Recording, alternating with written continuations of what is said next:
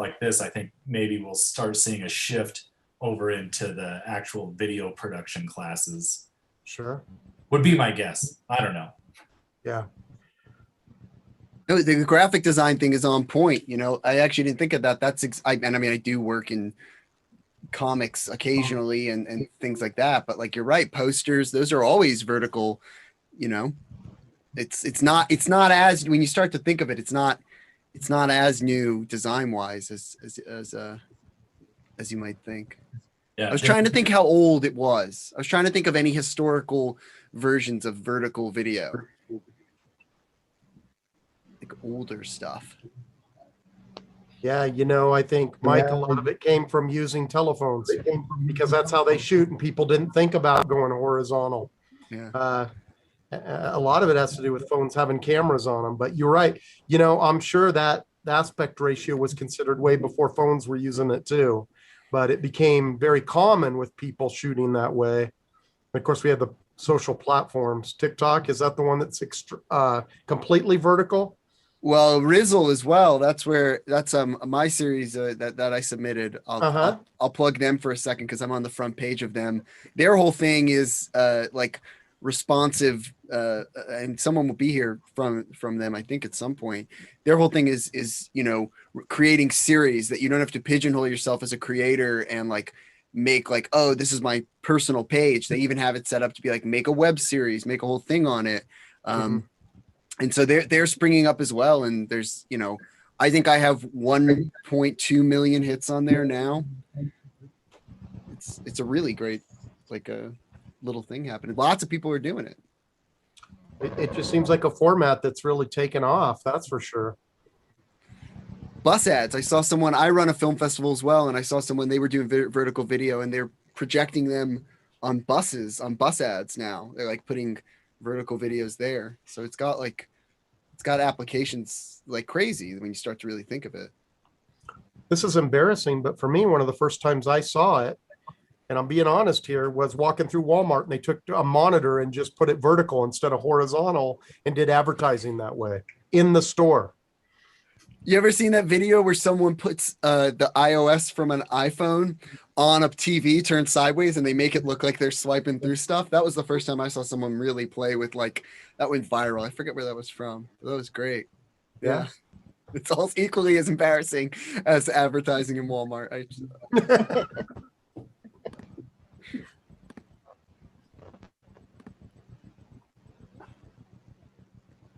Are you talking, Stephanie? I was trying. Yeah. Getting bad at that mute. Hello and welcome to everybody who has turned in since the last time I said welcome. It is almost 6:30 and I think we're just about ready to go live. It might involve a hard drive switch. So if nobody minds waiting a minute, I can do what I'm doing here. We are live on YouTube. Oh, and that's what I'm looking at instead of my Zoom. See, I'm a techno-tard. I don't know how I'm doing this, but thank you all for making it possible. I'm super excited to share all of these submissions tonight. And I think we have a formal welcome from our club treasurer. So I will get that all set up and ready to go. And you guys can keep talking for the next probably 5 minutes. I'm sorry, we're a little behind schedule, but it wouldn't be a first year live event if it wasn't behind schedule, right? Oh, bye. All right.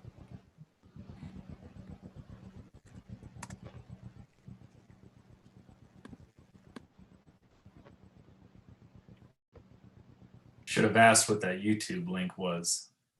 I can send that over. Oh, she's still there.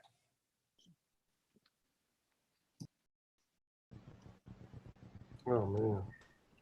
Yeah, I just don't like making a fool of my internet screen.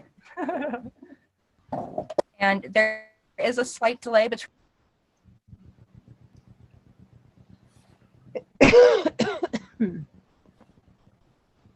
Someone wants to go chat over there? Yeah. Oh, I will also send the film festival website over. Everyone can go vote. Internet. I can confirm that the YouTube works. I'm looking it up right now. Oh yeah. Nice. Yeah, it's a new thing we're trying tonight. So thank you again for all being like guinea pigs while we do this.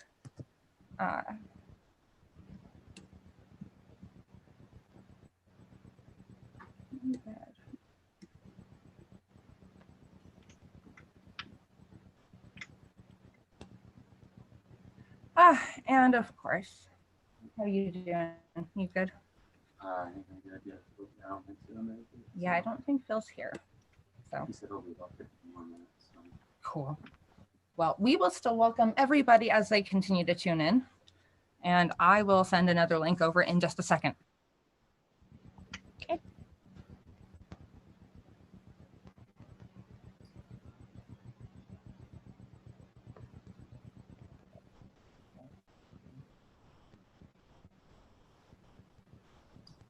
So who here is a creator that actually has a video that we'll see tonight? I have one, yeah. Okay.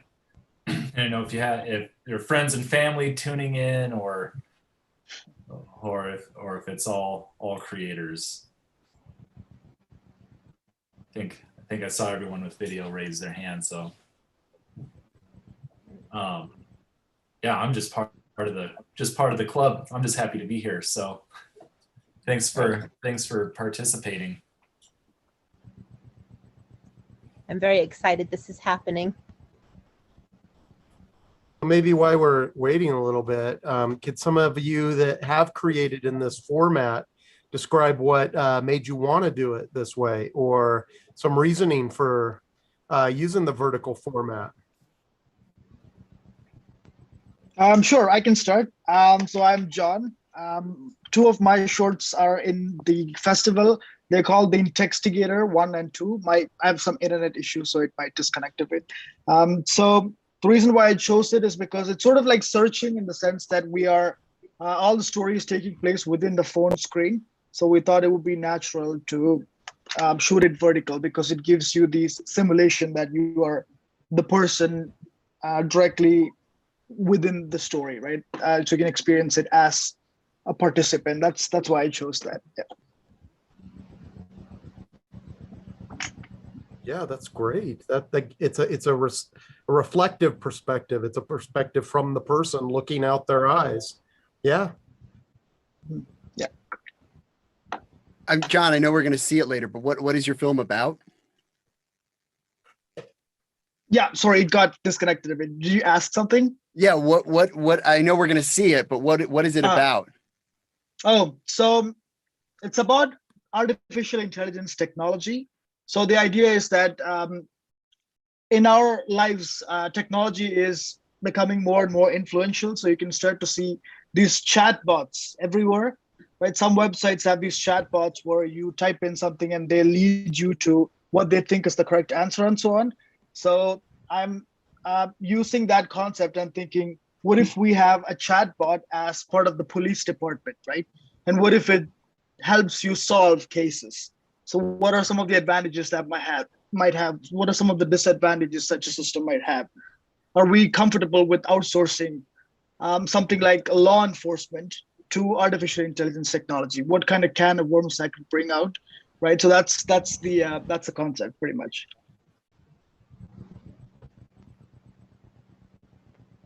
I muted myself. I don't think I've ever seen that before. That's so cool. Those chatbots are they're the worst, but they're such a great character to get into. That's so original. That's so cool. Hopefully you'll be saying the same thing after you watch the films.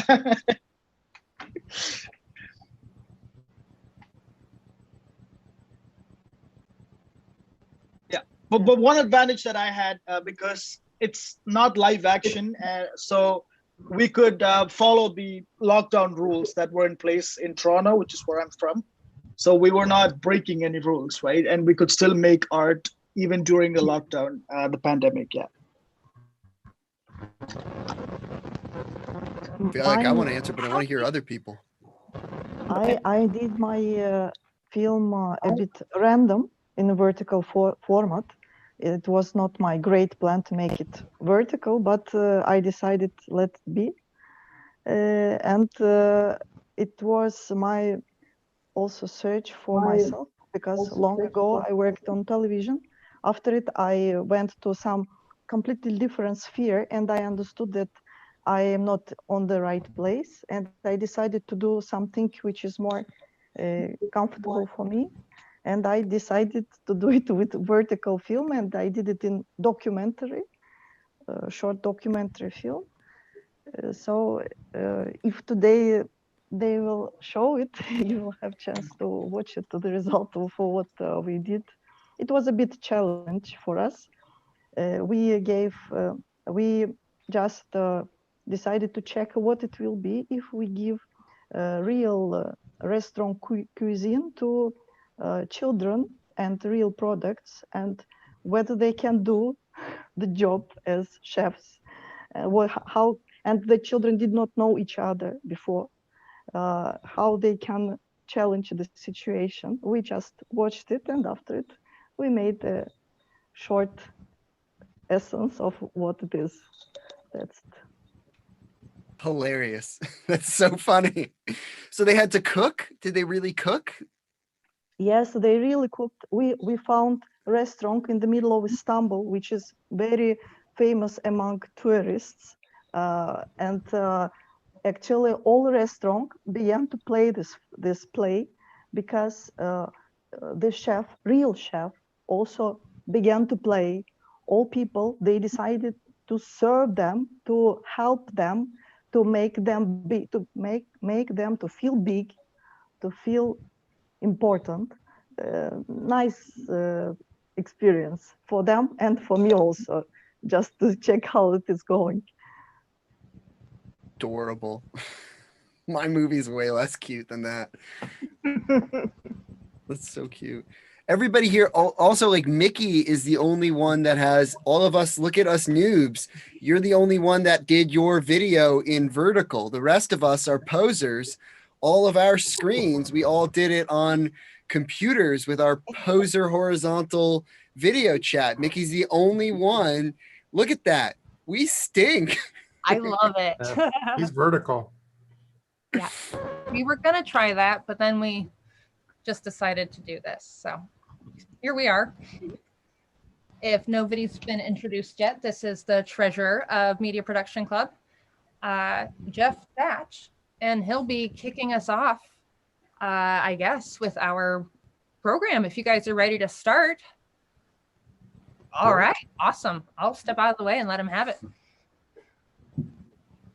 Fantastic. Okay, guys, thank you everybody for being here and joining us at the inaugural Ames Vertical Film Festival.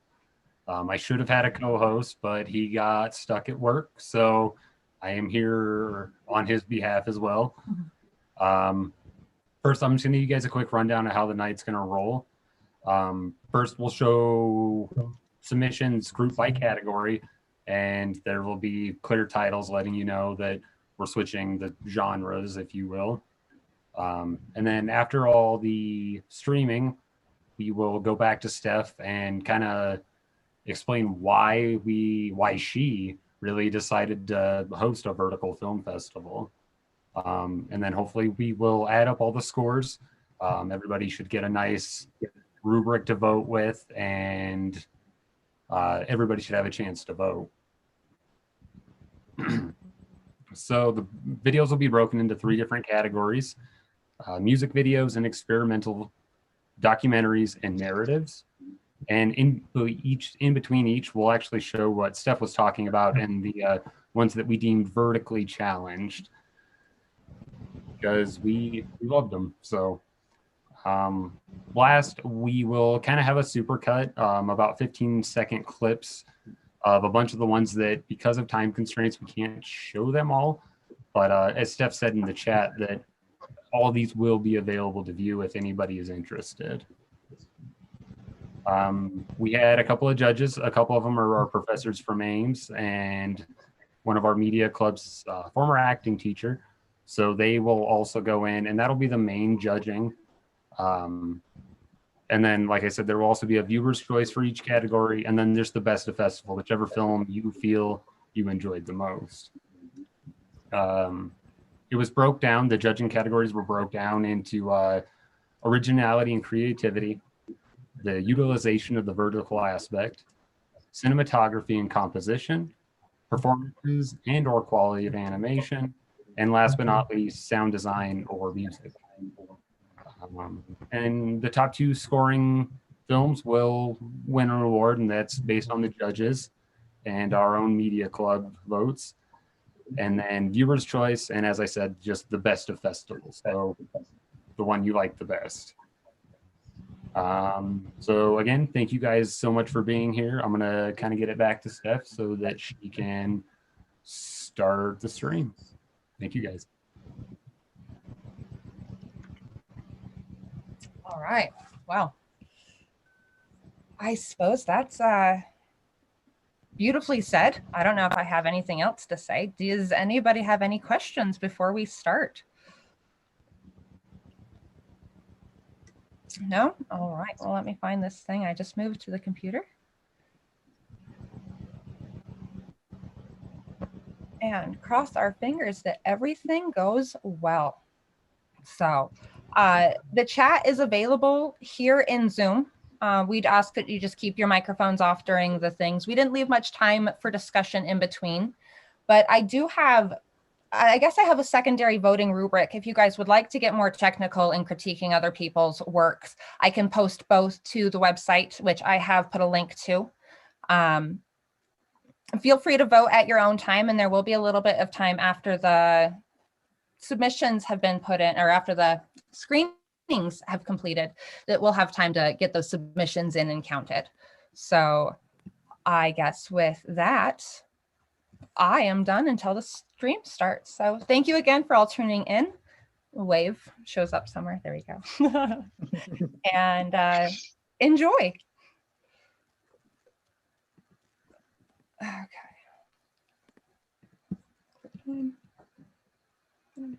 Nope.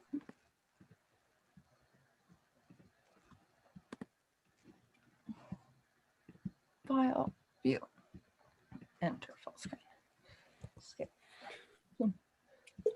Share screen. Put 10 player, share. View. Full screen.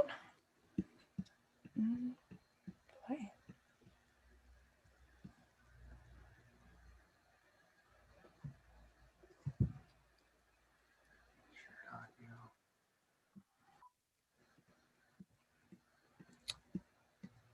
Technical difficulties with my end. I didn't share the sound. And there we go. There we go. There we go. It's fixed. Oh, stop share that. Thanks, everyone. You're doing great. Thank you. So here we go.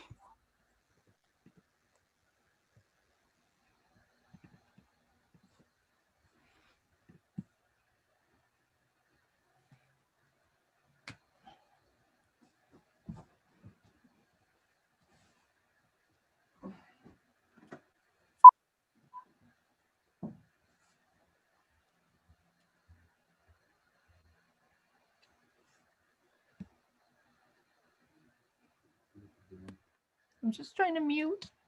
There we go.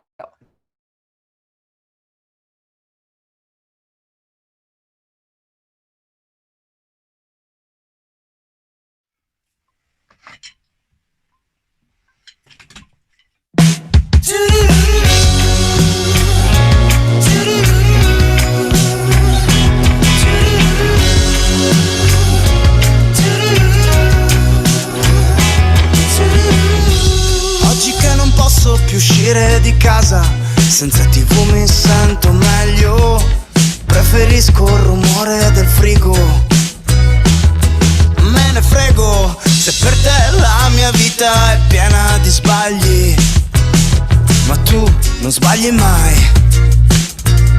non sbagli mai. nostre paure. Non ho bisogno di sentirmi per forza qualcuno. Tutti fenomeni, tutti virologi, tutti animalisti, vegani ed attivisti. Siamo tutti DJ, tutti contro i gay, esperti in politica, ma la mia è soltanto musica.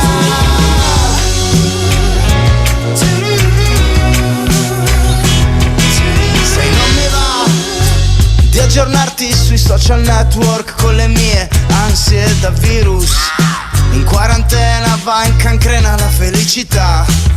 La verità è che stai di nuovo perdendo contro il computer. Procedi al tuo risveglio, respira meglio, legge, sogna anche se è chiuso il bar. Se faccio a pugni e con le mie periferiche ci vado duro e il terzo occhio mi sanguinerà.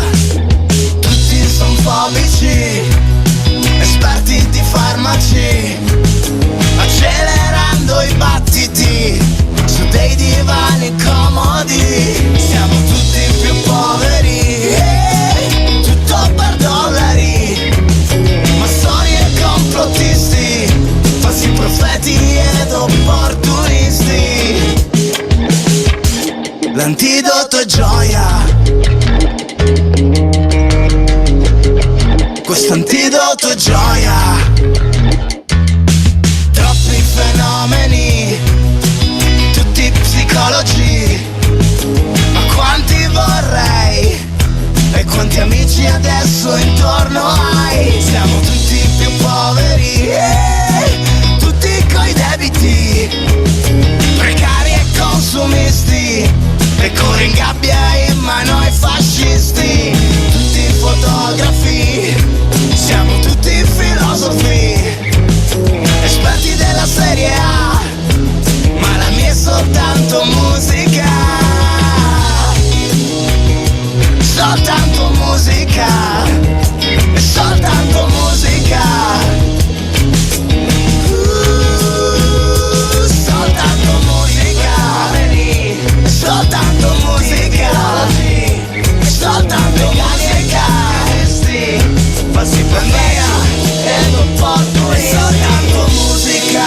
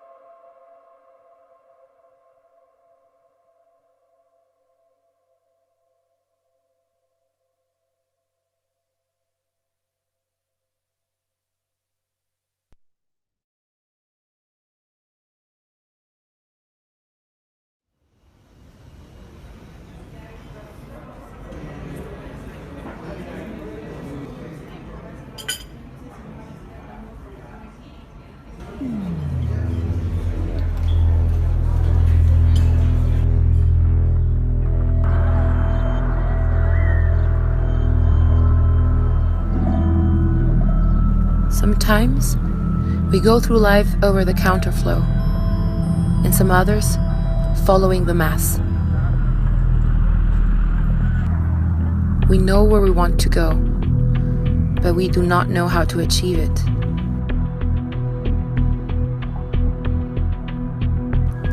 The roads are uncertain, but not everything is white or black color. Life can be confused as zebra color.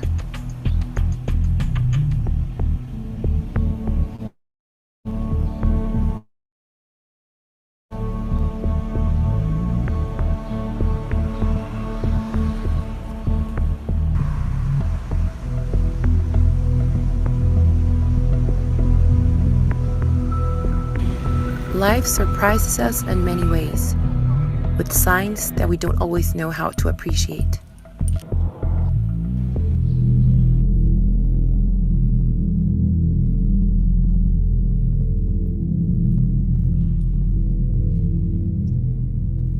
Moments of half lights. What if we have to take a first step to get where we want?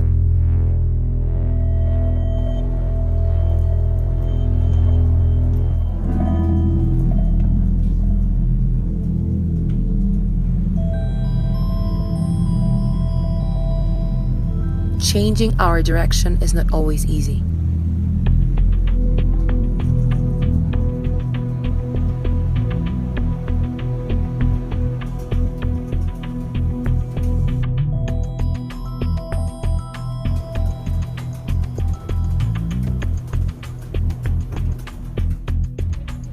And then, suddenly, it will happen the moment of revelation.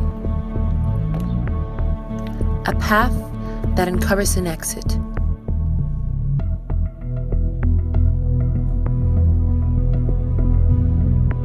Even if we think we are lost, we will always have to find the right door that destiny holds for us.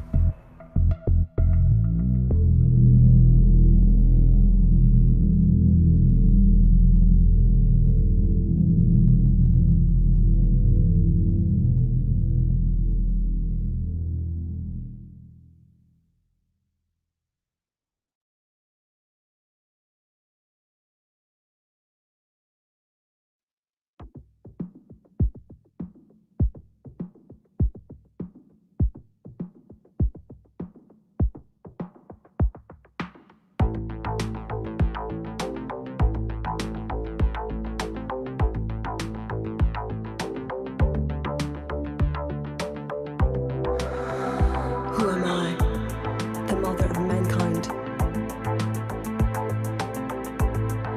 An eternal queen. Who am I, a spiritual force? A legend from the West. Who am I? A symbol of republic. A warrior.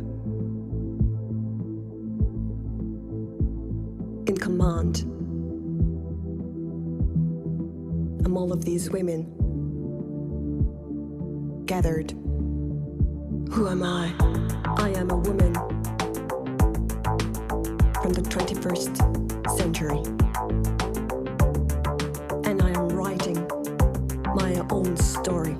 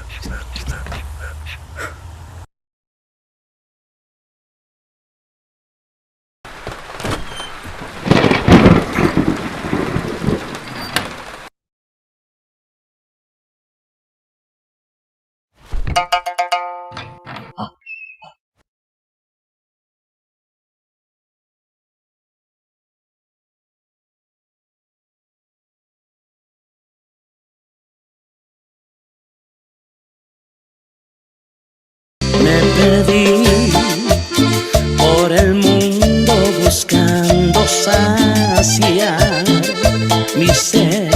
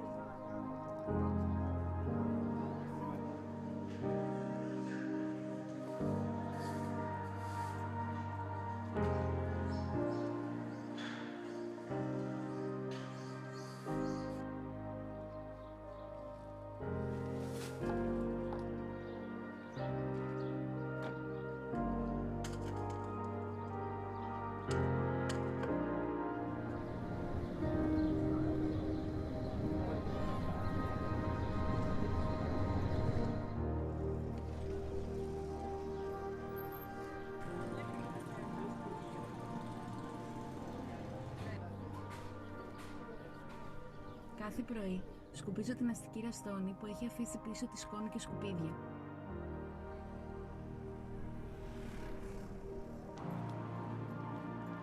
Το τελευταίο καιρό έχω και ένα σκοπό που με γεμίζει ικανοποίηση.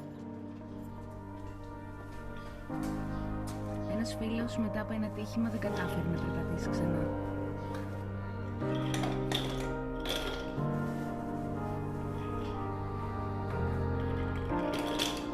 Χρειάστηκε τη βοήθεια όλων μας για να μπορεί να συνεχίσει τις βόλτες του εκεί έξω. Από τότε, κάθε μέρα μαζεύω καπάκια για όλους αυτούς που μπορούν να βρεθούν σε αυτή τη θέση. Εξαργυρώνοντας καπάκια, κερδίζεις μια θέση στις καρδιές των ανθρώπων με αναπηρία.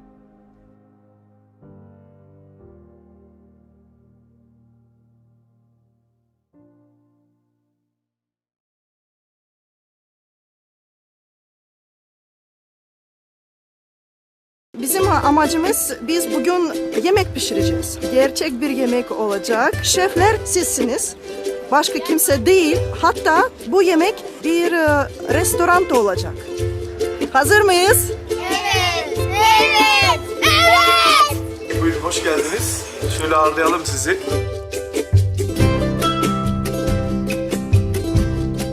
Ya bu minik marul ne ya? Ben yemiştim. Lahana benziyor mu?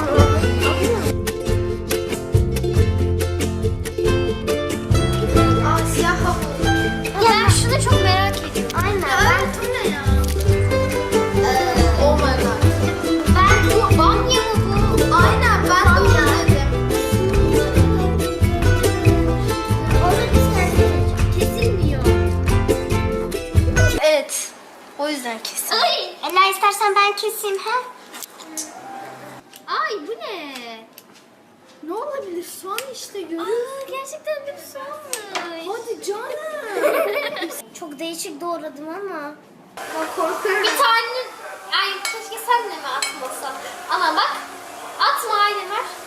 Bir tanecik. Yandı ya. Dur. O zaman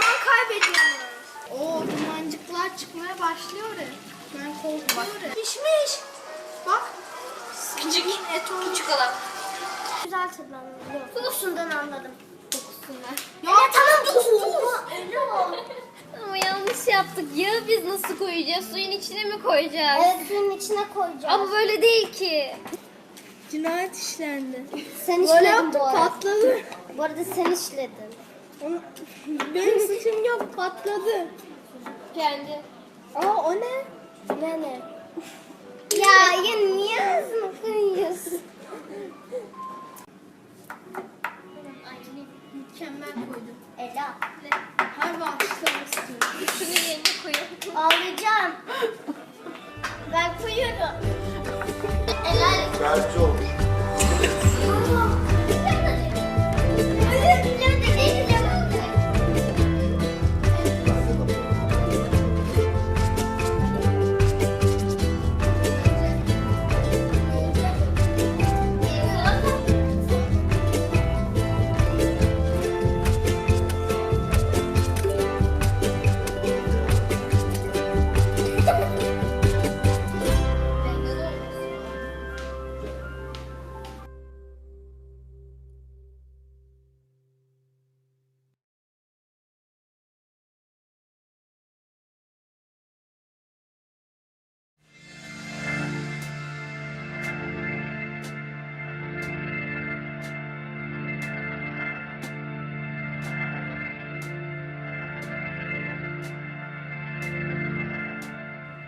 Comer.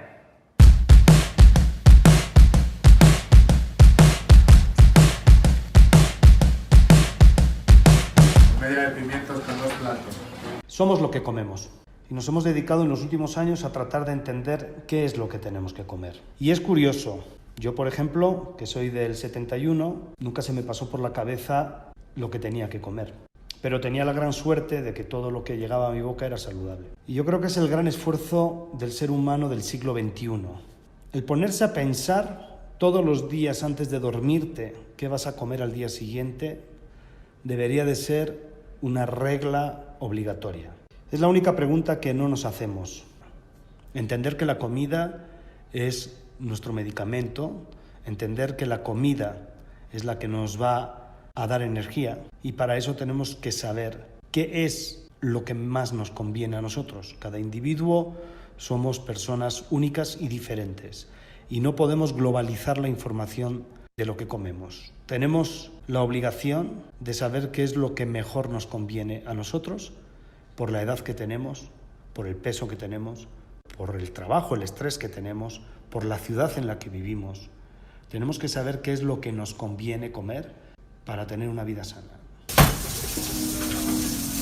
Una sociedad que se sabe alimentar bien, una sociedad en automático sana, es una sociedad productiva. Comer es crear momentos de vida, comer es crear anclas que pueden ir fotografiando los momentos, que probablemente van a ser el álbum de nuestras vidas. No hay mejor manera, por ejemplo, que viajar de una manera gastronómica. No hay mejor manera de conquistar que por medio de la comida. Entonces comerlo es todo. Lo que somos es lo que comemos.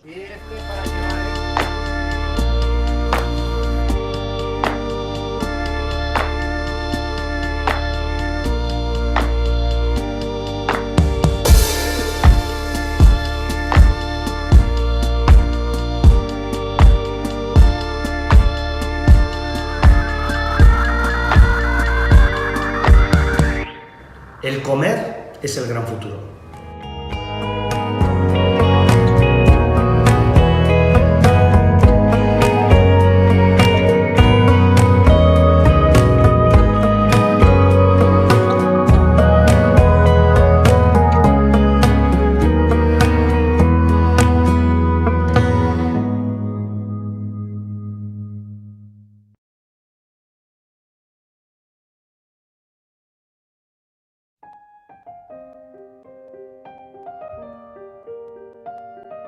Un hijo es una alegría inenarrable.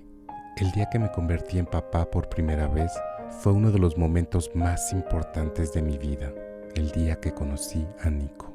Ahora, de la misma forma que mi papá me enseñó de qué trataba la vida, me toca a mí enseñársela a Nico. Mas los destiempos de una relación provocaron un cortocircuito.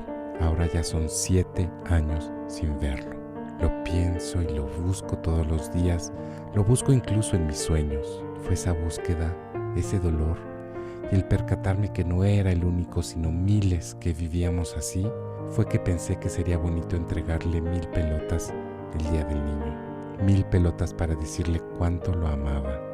Así, un 30 de abril de 2018, reunidos frente al Tribunal Superior de Justicia de la Ciudad de México, mujeres y hombres, sin distinción de clase, depositamos 1000 pelotas multicolores, marcadas con los nombres de nuestros hijos, con los días que no habíamos podido verlos, los días que padres, madres, abuelos, tíos, primos han estado alejados, no por voluntad, mas no ausentes.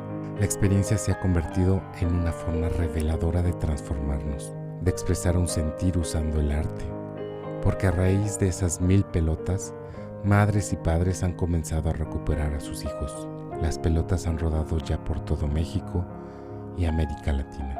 Ahora ese dolor se ha recuperado en alegrías de aquellas madres y padres que han logrado recuperar ese ciclo de vida que nadie puede evitar entre sus hijos. Si de algo sirvió ese dolor, fue para eso. Mientras tanto yo, todos los días dejo muestras de amor. Reinicié otro ciclo de vida con Ale y Ari, quienes me llenan de profunda alegría.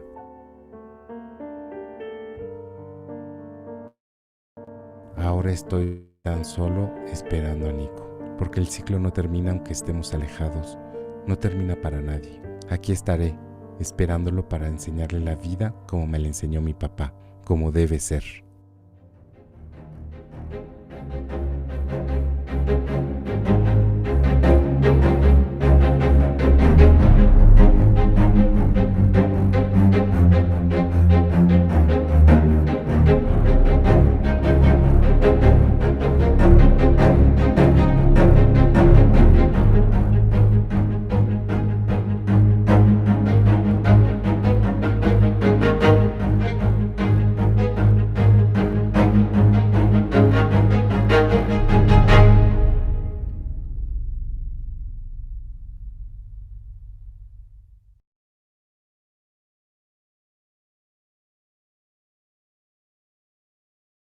Habille-toi. Oui, bah là je mets mes bijoux, après je mets mes cheveux, après je choisis la tenue. T'as pas choisi? Bah non. Soit j'ai envie de mettre ça. Là j'aime bien, et puis c'est les couleurs de Patricia, tu vois. Est-ce que ça va marcher si je fais ça? Est-ce que j'essaye ça avec ça?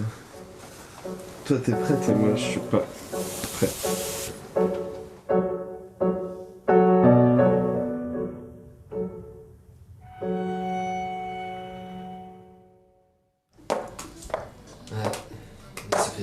Toi. Non. Arrivé le matin au bureau. On a un délire avec Malika et Patricia où on s'imagine, on se dit ah bah là c'est Malika au lycée, ah bah là c'est Patricia quand elle avait 16 ans, dans sa période gothique, où du coup on se transpose un peu. On essaye de construire leur passé, qu'elles se sont rencontrées au lycée. Genre leur rôle dans la vie de tous les jours, en société. Comment elles ont vécu leur adolescence. Elles s'aimaient bien dès le début. Ouais, elles se rencontrent bien, mais du coup elles se détestent aussi un peu. Mais c'est genre au lycée, c'est un peu l'image des je sais pas, un peu des bad bitch en mode à manger le chewing-gum en cours, à pas trop écouter, avoir le téléphone. Du coup, faut qu'on monte. Delphine. T'as monté le gros miroir? Ouais. Faudrait peut-être le petit. Bon bah salut. Allez. Alors, qu'est-ce qu'il faut monter?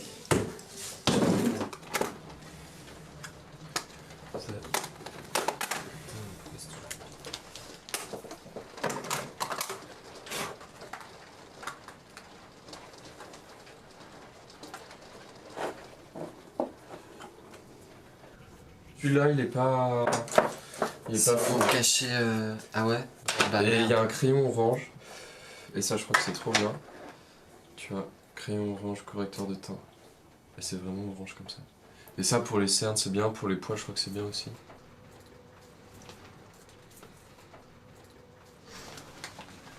je rentre dans la peau de quelqu'un d'autre, d'un personnage que j'ai créé. Du coup, j'ai pu... je sais pas, je me sens bien parce que je suis plus moi. Et du coup, j'ai plus tous mes problèmes. Et je deviens cette femme que j'ai toujours voulu être, en fait, que j'ai toujours admirée. Je me sens forte, je me sens belle, je me sens invincible, en fait, inatteignable.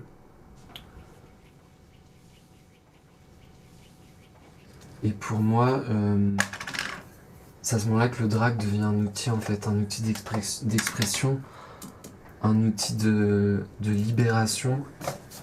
Et puis, je suis plus moi, en fait, je suis plus Adrien, donc je peux dire ce que je veux, je peux faire ce que je veux, je peux être qui je veux, en fait.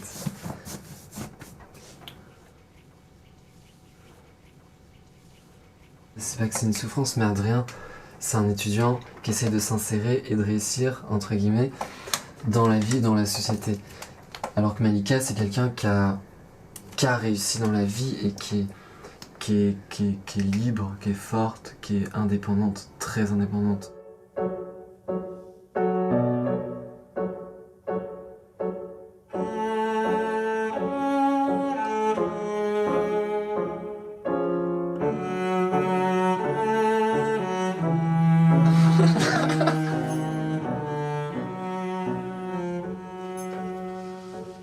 Quoi? Elles sont trop bien les photos. Ouais, elles sont trop bien.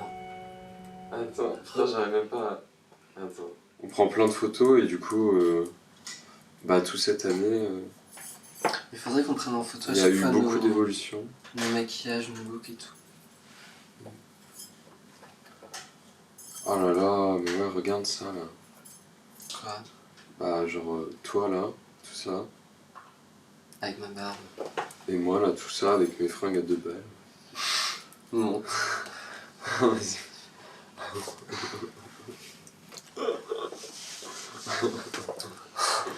Tu vas à Action là. Ça. Un homme qui s'habille en femme.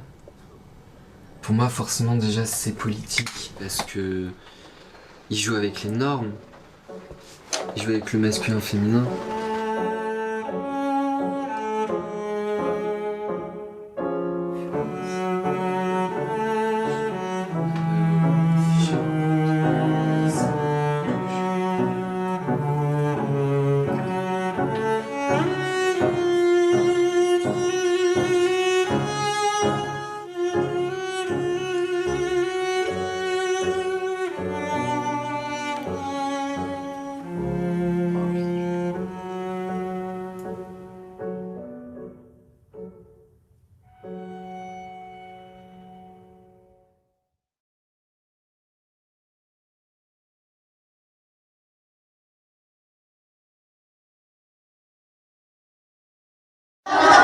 Buongiorno, comodi. Oggi parliamo di acquacoltura. Prof, niente, mi ha rubato la merenda di Plankton. Io? Ma sei venuto solo di piccoli invertebrati. Salmerina, controlla meglio. Oh, Marmorata, stai male? Un po', prof. Domani statene a Tana. Rischia estinzione.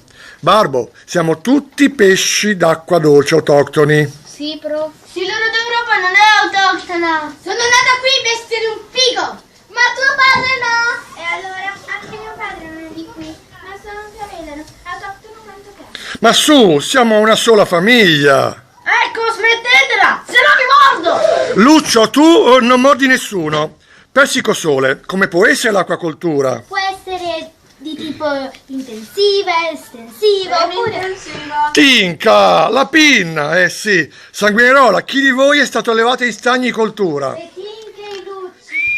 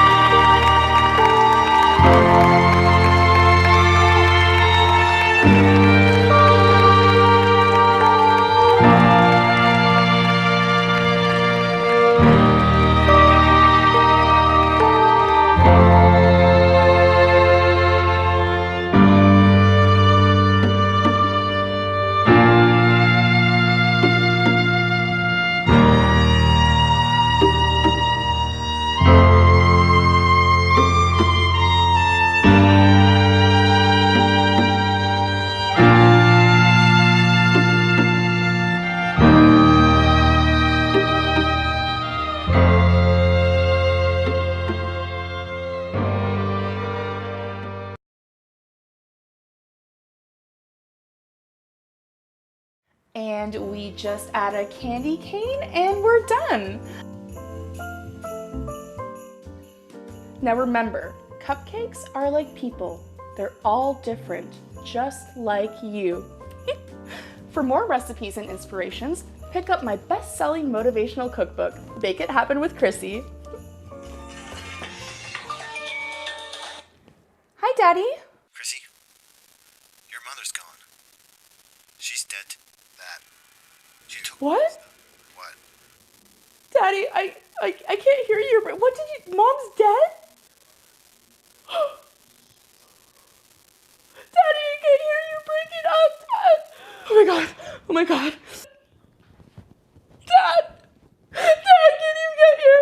My dad just called. He said my mom's dead. Please just get here as soon as you can. Okay, bye.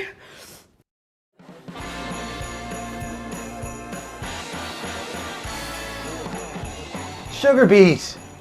Dad, what in the hell is going on? You told me Mom was dead. Oh, I'm sorry, hun. I said she was dead to me.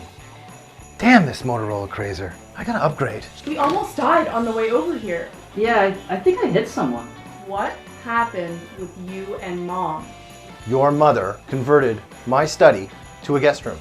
She threw out all my stuff. Jesus Christ, Dad, it's not a study, it's just a creepy dark room with all your gross skin nags from the 90s and that disgusting bottle of Crystal Pepsi. Hey! That Crystal Pepsi was gonna be worth a fortune! I was gonna leave it to you in my will. Yeah, maybe we should go back. Is she even here? She went to your Aunt Jessie's for Christmas. She left yesterday. Well, wait around Christmas, Scrooge. Who are you anyway? Chrissy! A new book, a new man, a place to live in the big city. Some would say you really have it all. Anything you'd like to tell the Herald readers? Jules, can we not do this right now, okay? My mom just moved out because she threw out all of my dad's skid mags, and my boyfriend may have committed vehicular manslaughter. I swear to God, Jules, if you record that, I will bake you into a cupcake. I'm still recording. Jesus Christ, can you just give me a break? I promise I'll give you an exclusive interview when I sort all this out. Nah. And $500? Just give me the recorder. That's my insurance policy. Christ. Bribery aside, are you okay? You kind of look like death. Thanks, Jules. Worst day of my life. Worst day of her life? So far.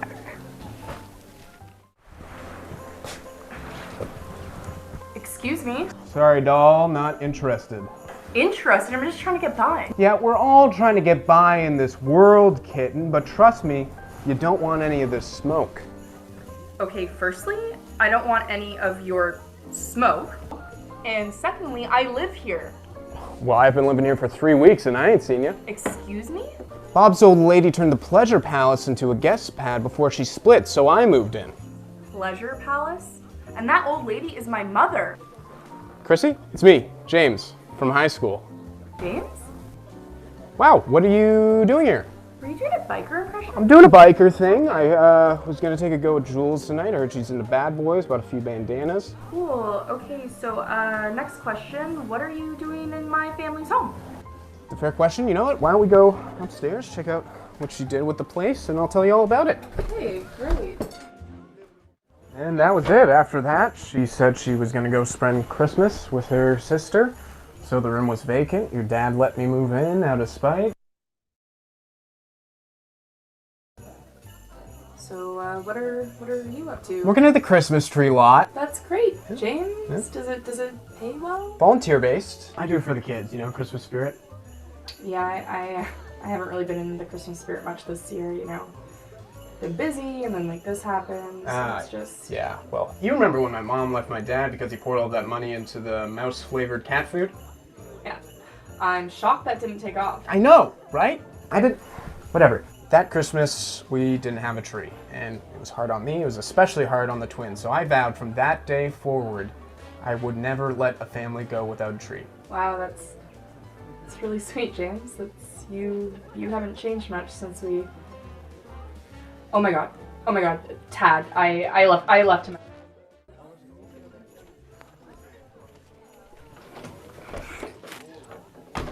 Tad! What in the hell? It's not what it looks like. Oh, I think it's exactly what it looks like. I leave for 5 minutes and you're hooking up with her? Jules said she saw you going into the bedroom with that biker guy. He's not even a biker, Tad. He works at the Christmas tree lot in town. Well, I was angry, and she's pretty convincing. Oh, I know how convincing she is. Okay, firstly, you and I are through. Secondly, give me that recorder, Jules, or I'm gonna rip every hair in your pretty little head.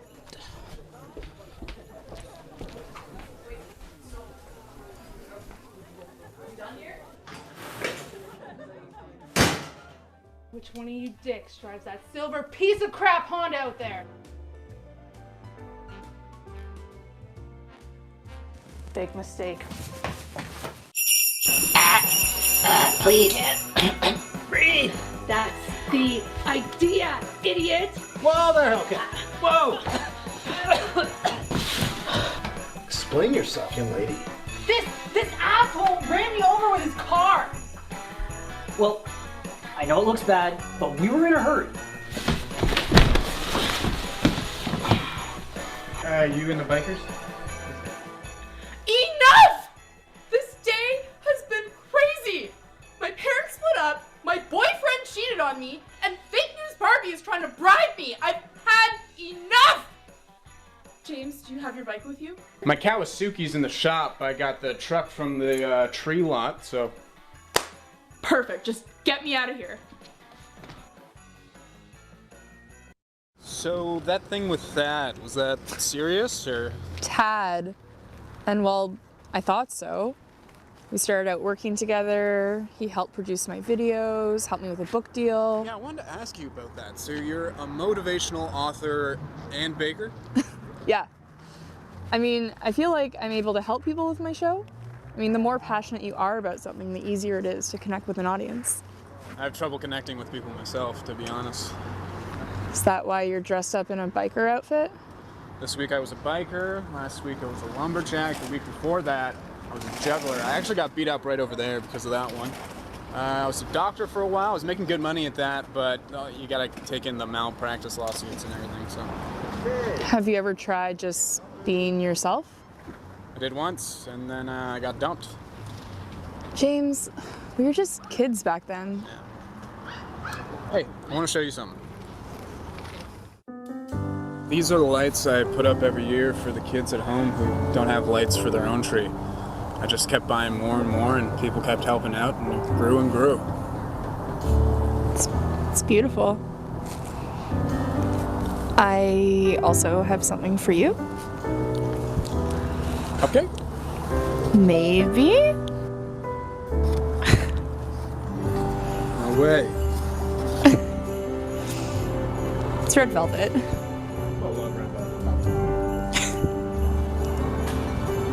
It's so good. Chrissy, what the hell? I just got off the phone with the TV network and they love the show. They want to sign us to a deal. You literally cheated on me like an hour ago. Who gives a shit? Big money. Tad, you're too late. I'm staying here with James. Don't worry, I was a boxer for a week. Tad, you need to leave. Oh my God, James, are you okay? Yeah, it's okay. I was a doctor for a bit, too. Okay. So, do you mean what you said about staying here? Yeah. Oh, on one condition. What's that? Will you help me with my baking show? Hey guys, welcome back to Bake It Happen with Chrissy and James. He's my old flame from high school. Isn't that fun? So tonight we're gonna be making A baked good. Such a goof. What he means is a double chocolate layered cake. So we have all of our ingredients laid out. We have our flour, our cocoa powder, some mangoes, which I think we're gonna put on top, but the main ingredients are Self-respect. and love. Like us.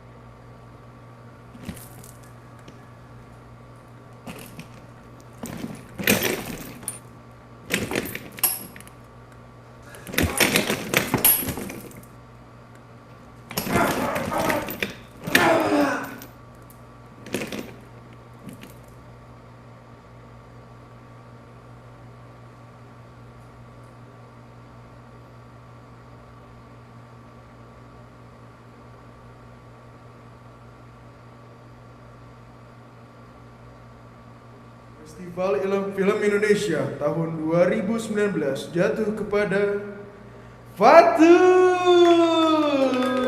Oke, siap semuanya. Oke, let's go. Fatur, Mama bangga sama kamu. Oke Pak, preview dulu gimana kabarnya? Oke, sebentar. Slide baca, action. Fokus. Oke teman-teman, kita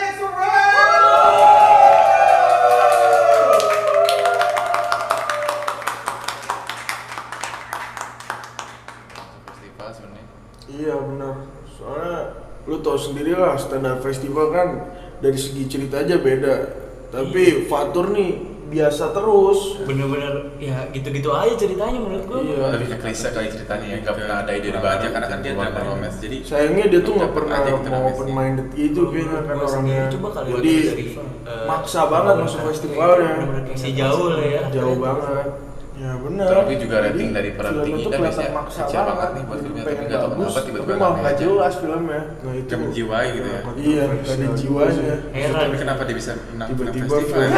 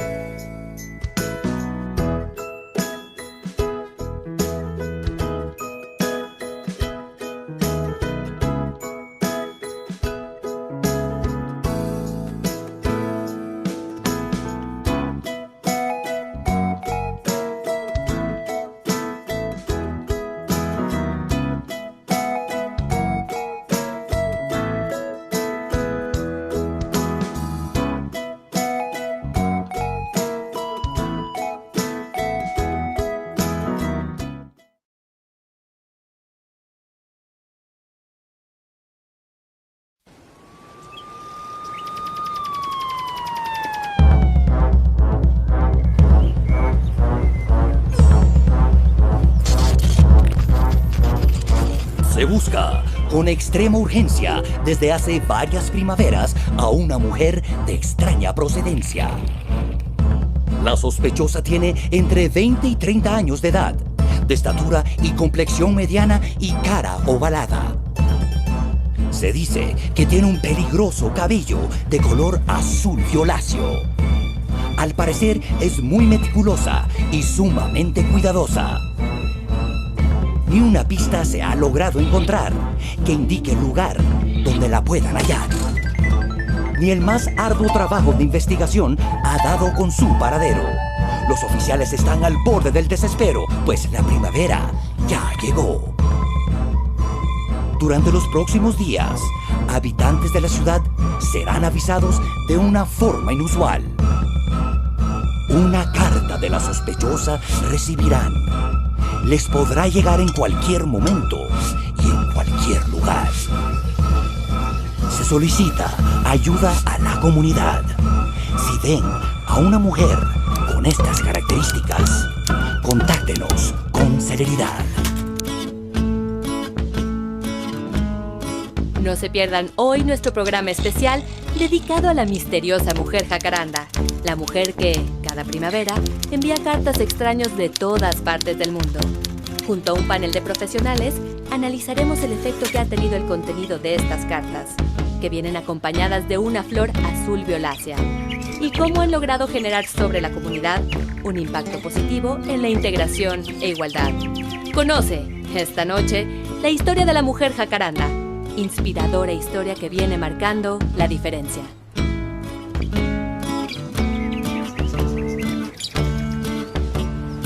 De muy lejos volé. Muchos muros esquivé. Y en esta tierra, sin dudarlo, aterricé. Hoy me toca florecer.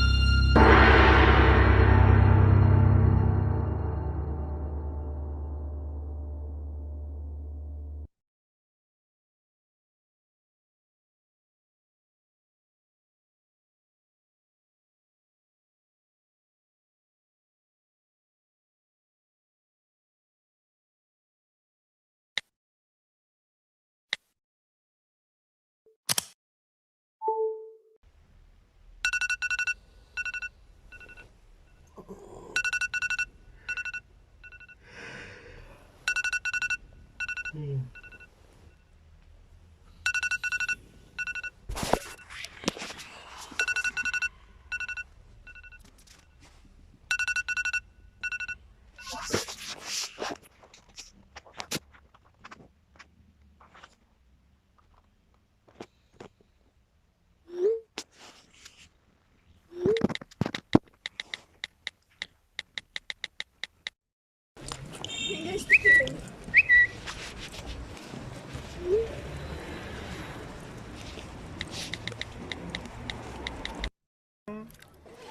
are you? Can you tell me Baksana how can I Kübra. get to Taksim? Yani, komik How can I neyse. get to Taksim? Mühendisinin birbirleriyle tanışmalarıyla başlıyor. Heller yine biraz manen geldi aslında, yani daha doğrusu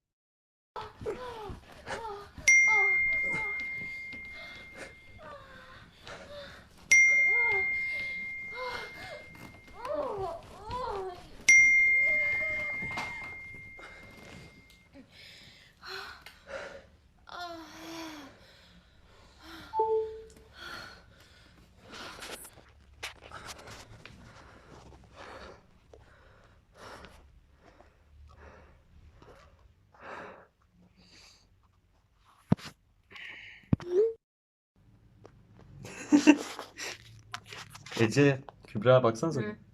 Ece. Lan şarjım bitiyor. Aynen. Ne? Ben yeni şarj ettim bunu. Hay.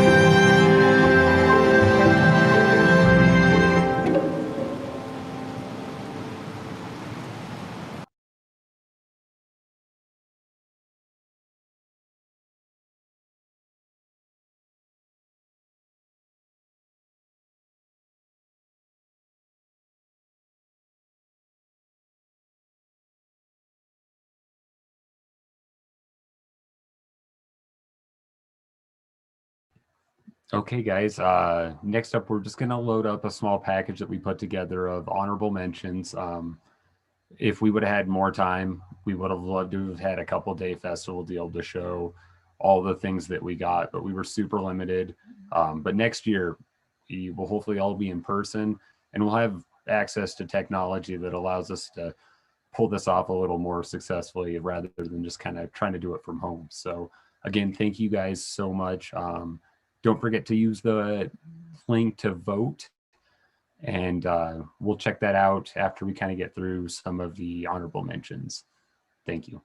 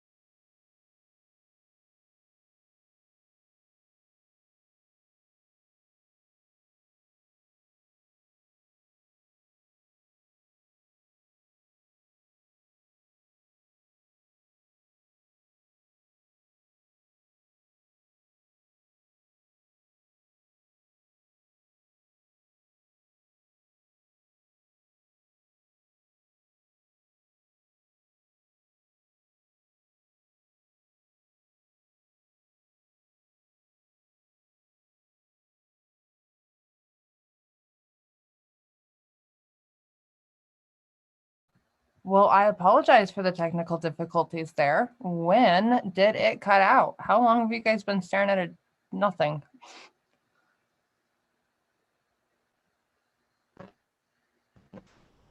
Probably less than a minute. Not very long at all. All right. I apologize for that. I can go back about what's the last visual image you remember seeing? It was yellow. A film had just started. Like it literally was just starting, yeah.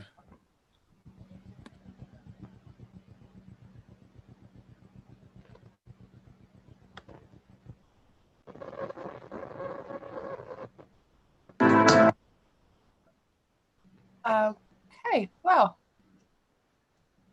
Yellow and a film was just starting? Yes.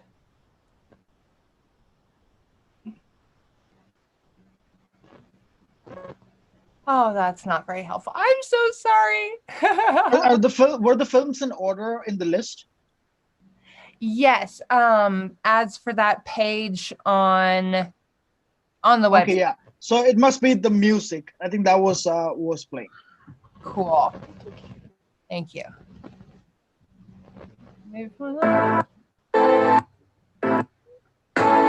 Oh, shush.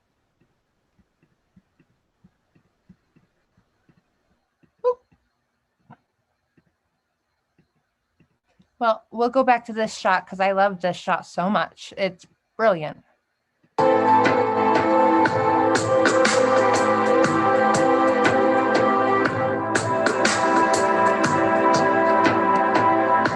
Oh, and of course, I'm just a techno-tart all over again. Okay. Well, thank you for tuning in to our live difficulties. Oh, not that one, though. Well, I'll eventually get the hang of Zoom, I guess. Doing awesome. This is great. Watched a lot of feeds. This is not bad. Don't worry. Wonderful. So this is, like I said, we'll go back to that awesome shot that I love from the Intextigator and start there.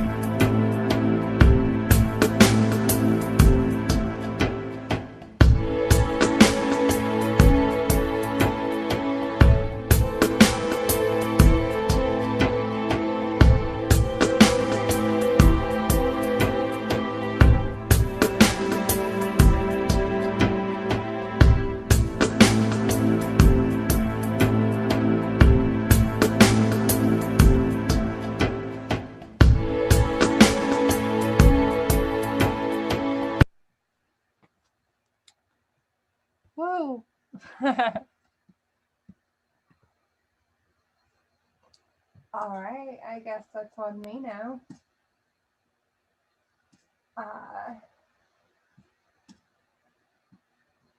Is everyone still there? Yes. Yep. For tuning in. That is what we have for our live stream viewing right now. We expected to see more technical issues, so we appreciate everyone for sticking with us. And I really want to give another thank you to all of our content submitters. It means so much to me that you are here at our Zoom meeting because, like I said, it blows my mind that we got submissions from so many places. I'm going to do a couple things because we've got like 7 computers set up. And make room for my, I guess, co-host, but it's not really my co-host. Bill is here. We're in the post that intermission phase, I think, right? Yeah. Yep. So we don't really have an MC repertoire worked out, but we do have a rough order of what's going on. And I'll say that. Okay, yeah. So we are about 15 minutes ahead of schedule, if I'm looking at the right everything. We should have some judge submissions in to tally. And if we don't have them all tonight, we will make sure it's accurate that we get the winners sent their awards, because we don't want to give impartial results.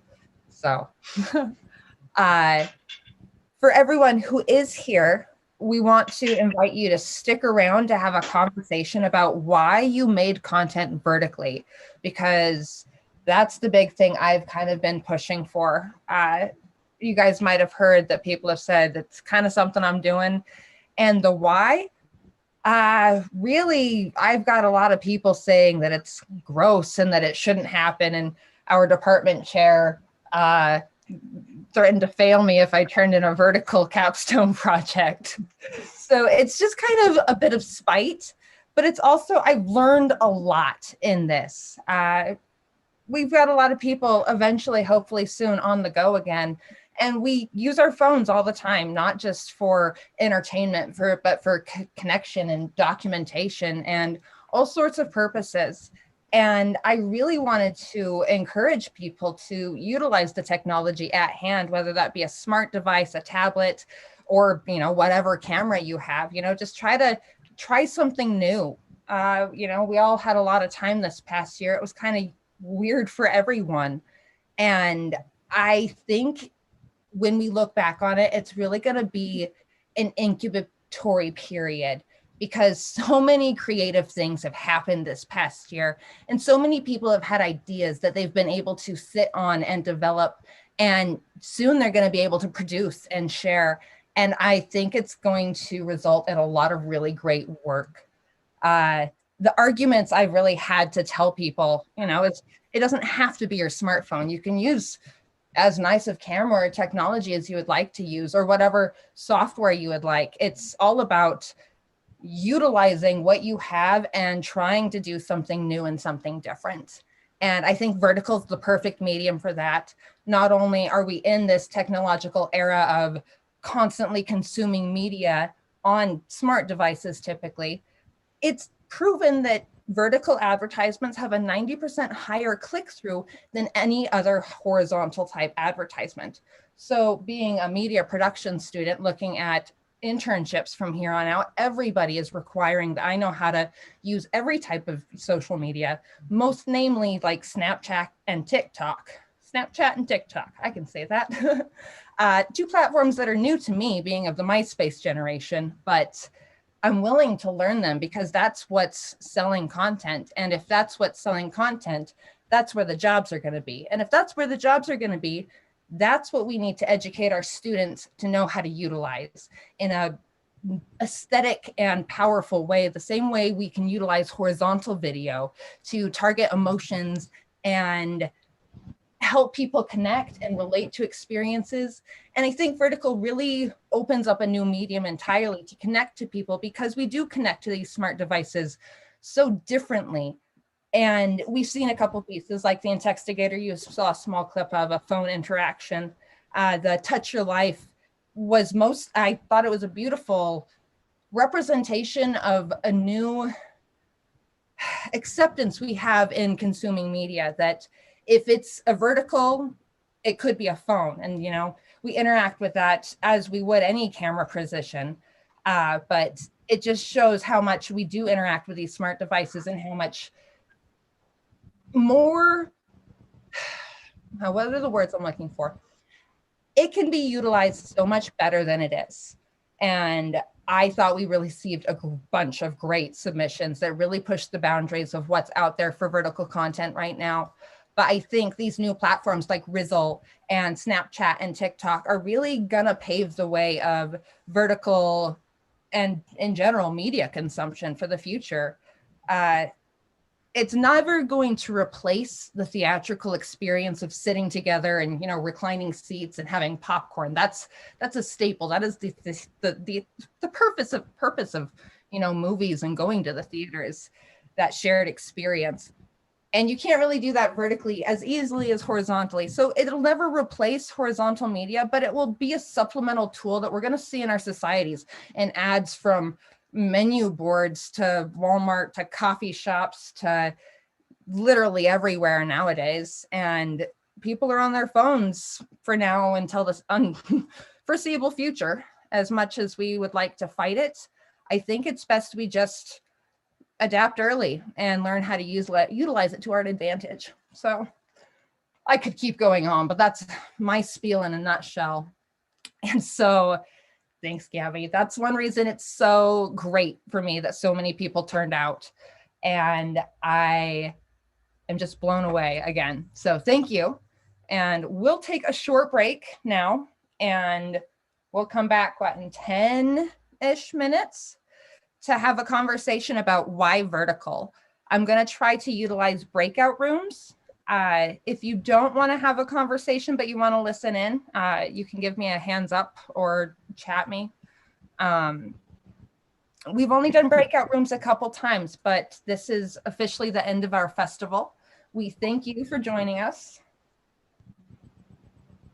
And yes, we will discuss awards in those 10 minutes after I have looked at some tabulations. So 8:30, we'll be back and talk about awards and the red carpet end of the festival celebration. So thank you guys again. And it's been great. Go drink some water or use the bathroom or whatever you need to do. And we'll see you at 8:30. Great. Thank you. Thank you. See you then.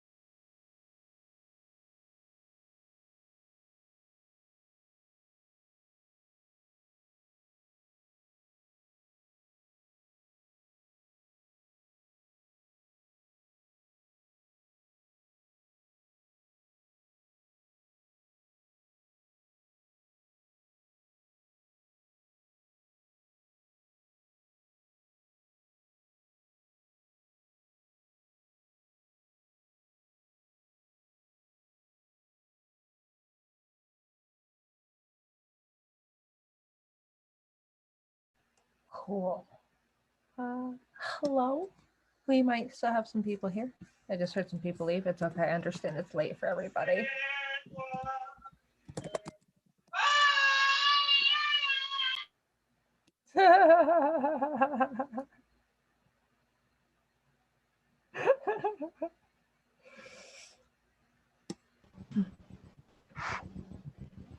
That didn't come from our house.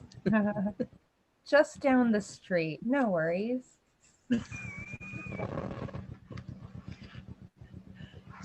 Should we call somebody?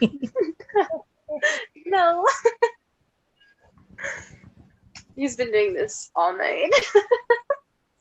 Video games? No, he's just been listening to music and just being loud and singing really loudly. It's been a lot of fun to listen to. Okay. Funny.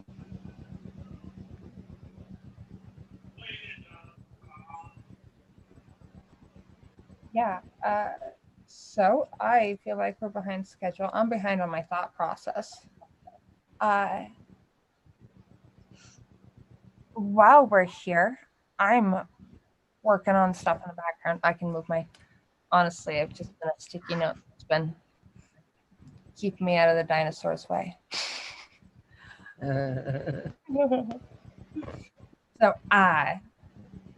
we have mostly club members here. I think we do have Octavio, who was the director of Zebra Life, the Coma, and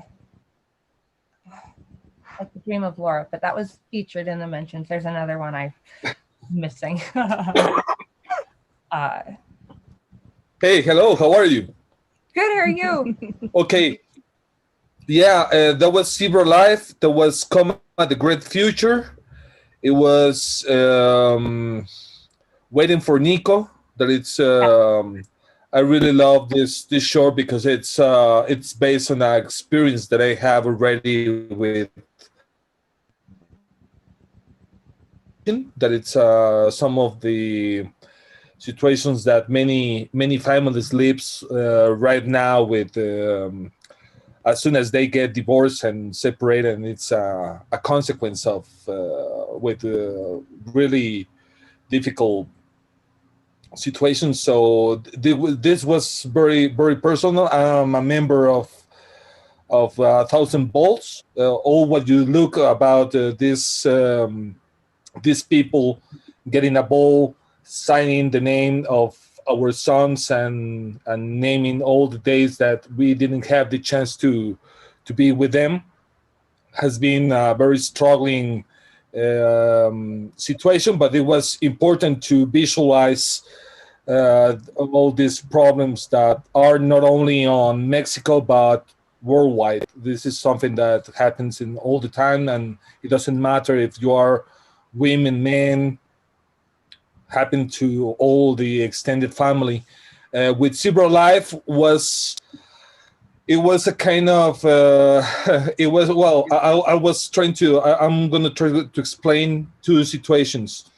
The idea came to me when I was going to the family court, and I was it's a kind of connected with Waiting for Nico, and I was struggling really hard with this situation.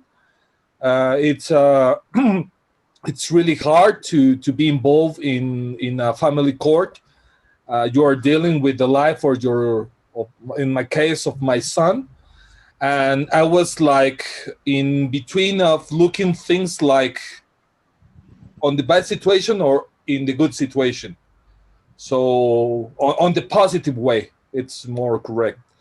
And that's the reason that I was thinking about the black and white, and it was like, and I was looking all these lines, this step walk lines on the street. So that's what I got the idea. So it was a material that I really love. That was my first vertical short. I was sorry, I was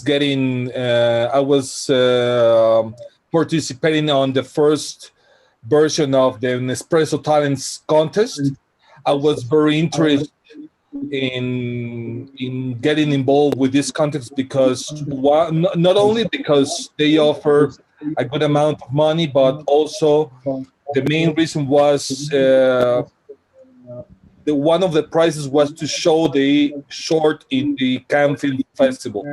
So the projection was very interesting to me. And then since the first Nespresso Talents contest, I have been participating. Right now I'm working with two new shorts, vertical shorts. And I think, as you was mentioning on the reasons that why vertical films or vertical material have become very important right now, it's I agree that this is a new media, this is a new format. It has a very interesting point of view. It has to be a point of view, a particular point of view to portray on vertical. It's not the same to make 16:9 than 9:16. So it's part of challenge. And because everybody right now it's having smartphones and as you said before as well, all the advertising, it's more attractive because everybody's using Instagram, everybody's using Facebook, everybody's using the digital platforms to express, and everybody's walking with their smartphone. So that's the reason that I think vertical films, even if not all the people like the format, I think will be very, very soon will be very important because everybody's like having a new way of looking films with this format. So, by the way, thank you for the chance to participate in the festival. I'm very honored to be with you and to be in contact with so many people. So, thank you for the invitation and congratulations to all the directors. I think it's amazing to be here. Thank you for being here. We loved your submissions. Thank you. They were really great. Because you're on camera, Aaron, are you the animator for Perfect Blend? Yes, that was me. Awesome. I loved that so much. And I was looking at your website of all the layers that went into it, the different type of like art and cell animation and claymation, and it blew my mind. Thank you. Would you care to talk about that and why you chose to do it vertically, like 4x5 specifically? That's it was the only one we saw by that ratio, so I thought it was interesting. Sure. Earlier you mentioned like wanting to do like celebrate vertical videos is like kind of rebellion. I guess probably the 4x5 format was a little bit of that, of like just trying to do something that I haven't like really seen before, seen a short film in like that aspect ratio. A lot of it came from just like wanting to be playful with the format of it. Like if you go to a movie theater and like you watch a movie, like I think it makes sense to have our movies be horizontal because we're telling stories of like big worlds and like we live in a horizontal world, right? Like we move left and right and forward and backwards. And but for this short in particular, I wanted to tell like a more smaller contained story. So rather than moving left and right, the characters move up and down. So like it opens up with the characters like looking up at her neighbor. And then the next scene, she's like reaching up for her mugs and they fall down. So she like goes to the ground. So yeah, I guess it was a way of like being playful with like, where are you putting the point of emphasis? And rather than like having the characters interact left and right, it's like kind of moving up and down. Yeah. I like that a lot. I really like like I was saying, the areas we have to expand on vertical experimentation and innovation. Like we've barely scratched the surface, and it's been a lot of people, just like the mass people with phones who've been doing it. But it's really great to see this emergence of creators like really experimenting and getting playful with the ratio that's available, and just have fun with it, learn something while you're at it. It's great. So thank you. I can share the website into the chat for everyone else to go check out. And I also want to toss it over to Mike, who I know is awesome, perfect. We didn't show his piece, but I am going to pull it up and we're going to watch a little bit of the submission at least. And I'd like you to talk about your investigation and why you chose to do this type of investigation vertically. Do you think it reaches a different type of audience, or was there a specific reasoning in why you chose, like, made the decisions you did? Oh, well, let's watch. Like, do we want to watch it first and then I can talk about it? Yes, I would love to do that. Let's do that. Yeah. So the other one, what the heck I was just doing here. See, we have the director for Genesis here as well, I do believe. If you would like to say anything, you are welcome to. I can put you in that queue. We've got some time. Two things I'm doing here. First, I'm going to get the website. Yeah. So if I can find it. Well, I can talk to Aaron for a second, because that was I also do stop motion, and you'll see that this piece is mixed media, and it's amazing how only now, like, I'm only seeing creators who also want to, like, it sounds crazy, but like draw the background but do stop motion. It's so crazy that, like, that doesn't happen that often. It's very few creators that want to mix stuff around. So it's also a piece of rebellion that I noticed as well. It's so weird that people won't combine things.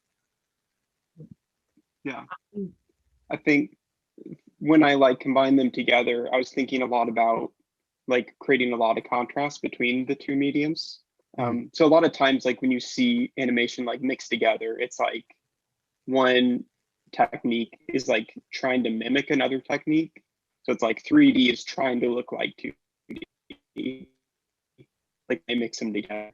I think there's something kind of fun about, like, really exaggerating the two. So, like, having the really, like, textured clay figures next to the line work that's, like, precise in vector. Mm-hmm. Like, I think having that contrast can, like, really make your character stand out. It used to be more conventional because, right, like, you could do claymation above on a piece of glass with, like, your standard animation panel below it when it was in film, right? But we don't shoot backgrounds like on old King of the Hills anymore that way, or Beavis and Butthead. So that tech isn't available. People don't think about it. Yeah. Oh, I can't tell if we're about to watch a movie. Yeah, I've got one, and there I should have now sent that to everyone. That's Aaron's website, where he has a really cool explanation, really simple breakdown of, like, all the different techniques and steps that went into creating his work. So that was awesome. An awesome thing to look at. Thanks for that. I did that like an hour before the festival. So with that, I will share this. It's short, it's a minute, which is why I wanted to kind of talk about it. I'm glad Mike showed up. I'm excited to have creators speak about their work. So here we are.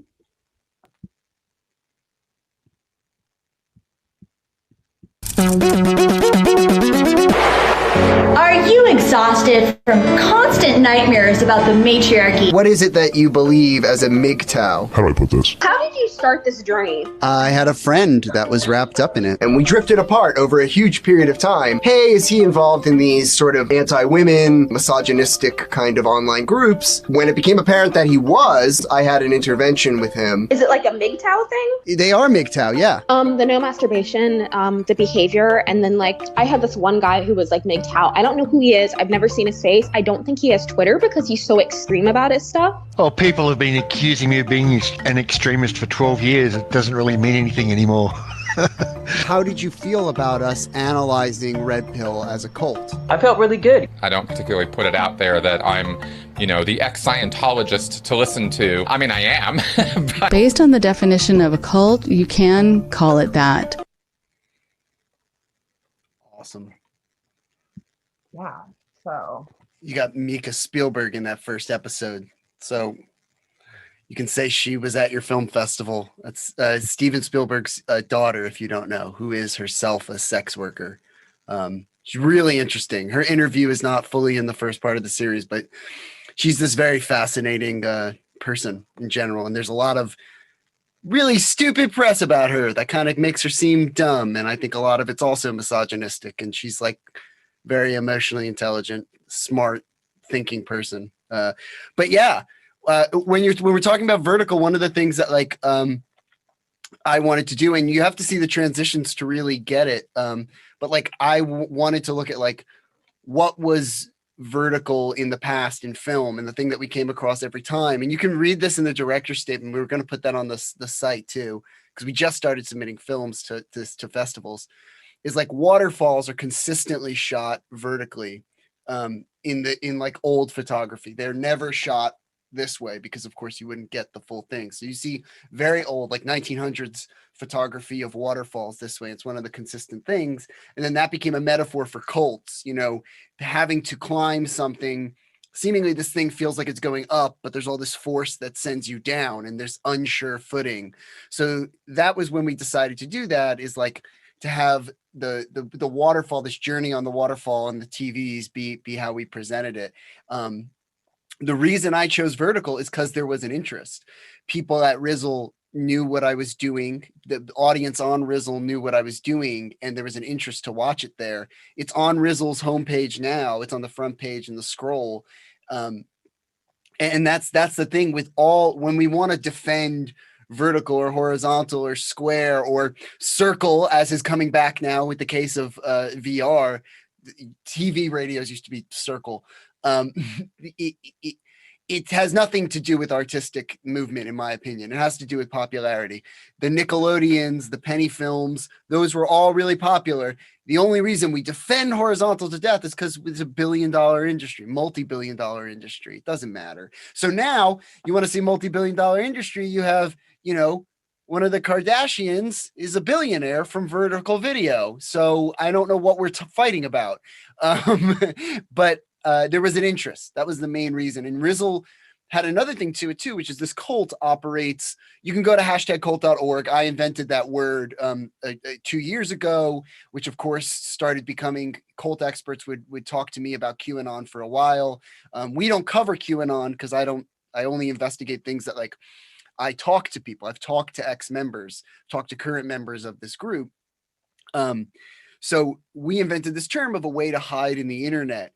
And one of the really cool things about Rizzle as a creator is probably every creator here is saying I've gotten some negative comment about this thing on that thing, or I've gotten in Twitter fights and this person unnecessarily left a bad review on my movie. I had a review for one of my movies. I made a children's film about hamsters, and the person was telling me it's a lot of jokes and very funny and kind of kiddish. It's well, yeah, it's for kids and it's an educational movie.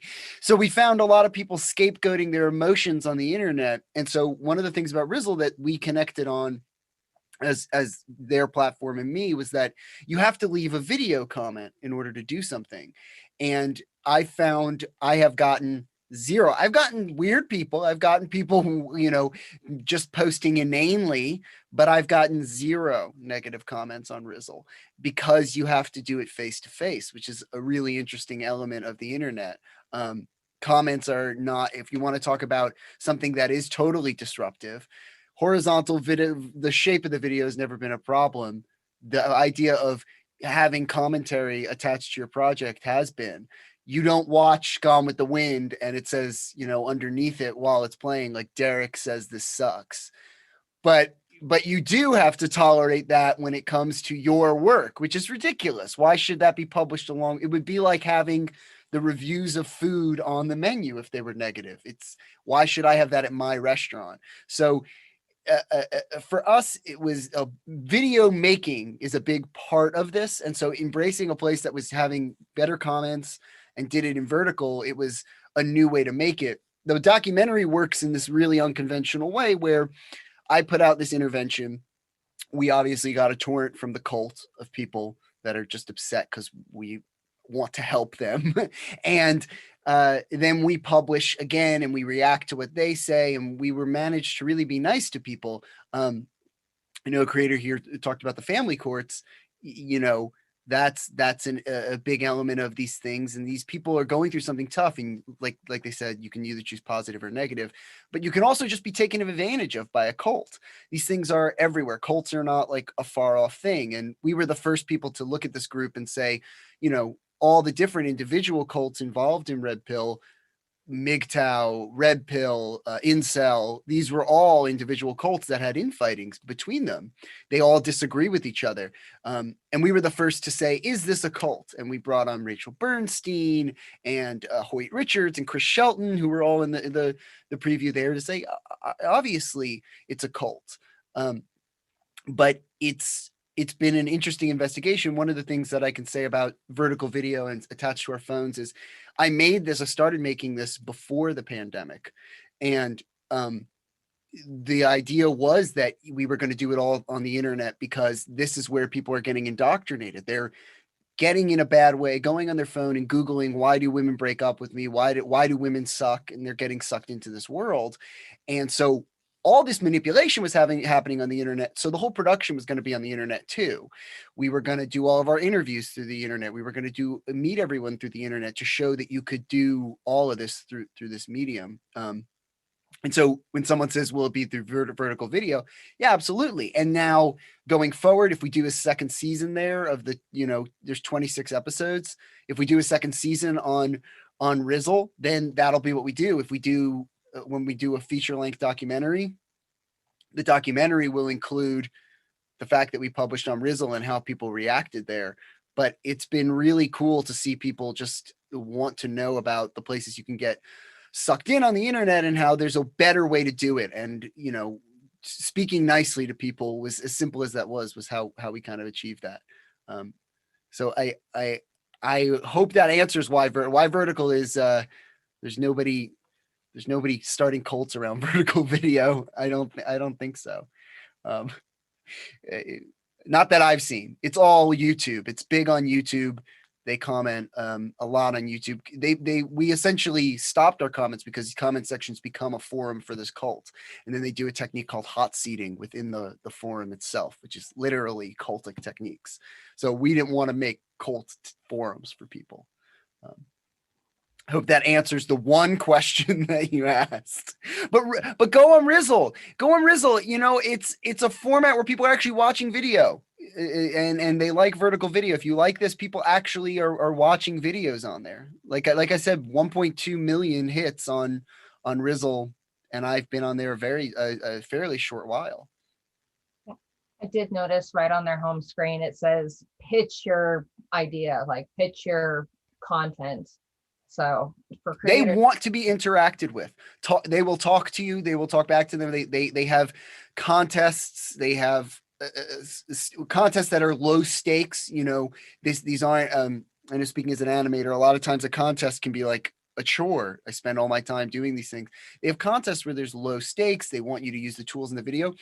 They have free B-roll as long as you post there, and free licensed music as long as you post there, editing tools so long as you post there. It's like, I've never seen someone more accommodating to filmmakers wanting to make stuff. And the series thing is important too. Like, you can just make a single series and pitch them on, feature this series or enter this series into this contest. And then if you don't like it, move on. You know, people can subscribe individually to it. But that's the one thing I'll say. You can, if you find me on Rizzle, I'm at User Morning. I can drop the thing in the chat, but that has all of my socials on it. And if you find me, I'll follow you on Rizzle and we can do stuff together, because it really is like, I run a film festival myself, and I always try and tell people when there's resources to use, and that is one of them. People want to watch movies on them. And vertical movies, they don't want, but you can also put horizontal ones on them. It's not, no one's going to arrest you. Not yet. I don't know. They might. Thank you, Mike. I don't know where I am. Do we have any other content creators that would like to say something about their project? I see we have two here, Zu and Rodolfo. I don't know if I said those right, but you're welcome to stay anonymous if you'd like. We're glad you're here. We just also want to give everyone a platform to speak. I can give it a minute.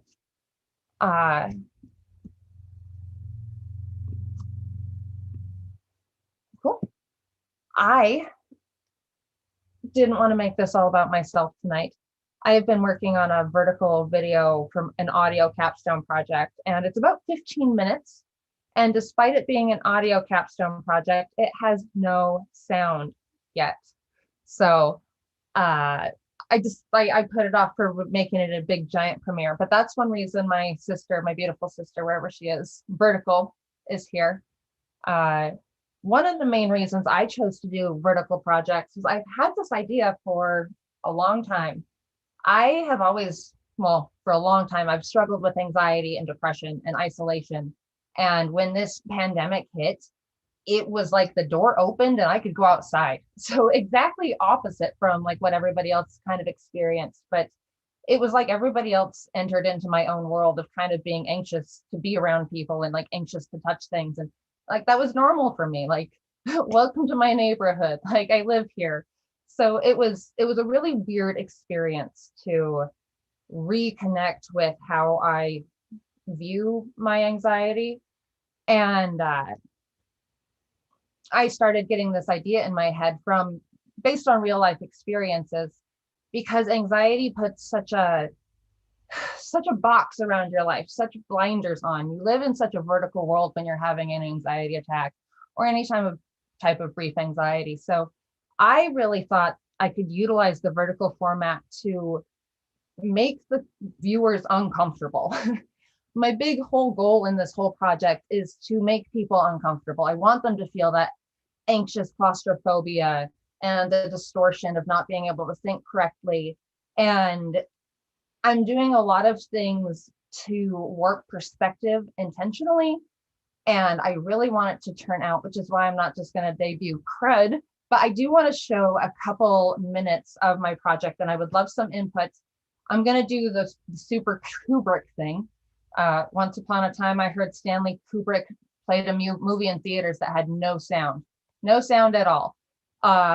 It was like the #1 most walked out of movie in history because it made people so uncomfortable. And the absence of sound is actually more uncomfortable than those sounds that you can recreate through any type of means. So I think this is going to be an interesting experience and experiment. If you guys want to bear with me and maybe spend 3 or 4 minutes watching something that my dear sister and I have worked a bit on. She acted for a bit throughout high school and went to college in Hollywood for a bit of acting. So my spotlight on her. If anyone needs an actress in Wyoming, she's the only one I know. So if you give me a minute, I'll be right back. And we're still ahead of schedule, so we'll do that. Awesome. Okay. Mute myself now. Is it Mickey or Miki, or something in between your name? It's Mickey. Mickey, cool. I bet they do shoot a lot of movies in Wyoming. It's like where horses live, right? There's always horses in movies. Yeah, there's horses here.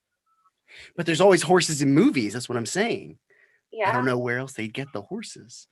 If not, horses can't move. I don't know.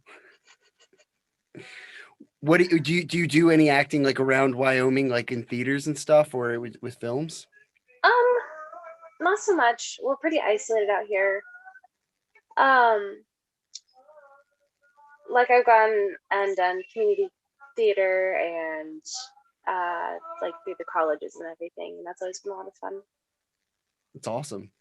did your sister totally manipulate you and bend your arm into doing this movie?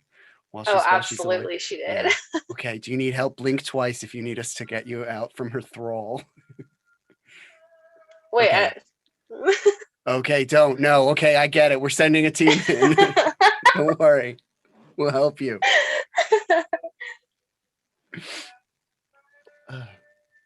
But like I do you do anything online? Like I always find it interesting. There's so many people that like I feel like have a background in creative stuff and now they don't have to worry about like really stopping it to go somewhere else. You know, do you do anything like do you do a podcast or any sketch stuff? Do any sketches? I have a couple short film ideas in the works, and I have wanted to create a podcast. What's stopping you?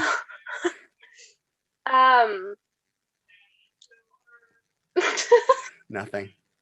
Good excuse. Nothing really. Tell us your ideas for the short film so every filmmaker in here can steal it. What are your short film ideas? So it revolves around the Teletubbies. I'm just kidding. So it's actually about mental illness, and I was struggling a lot after.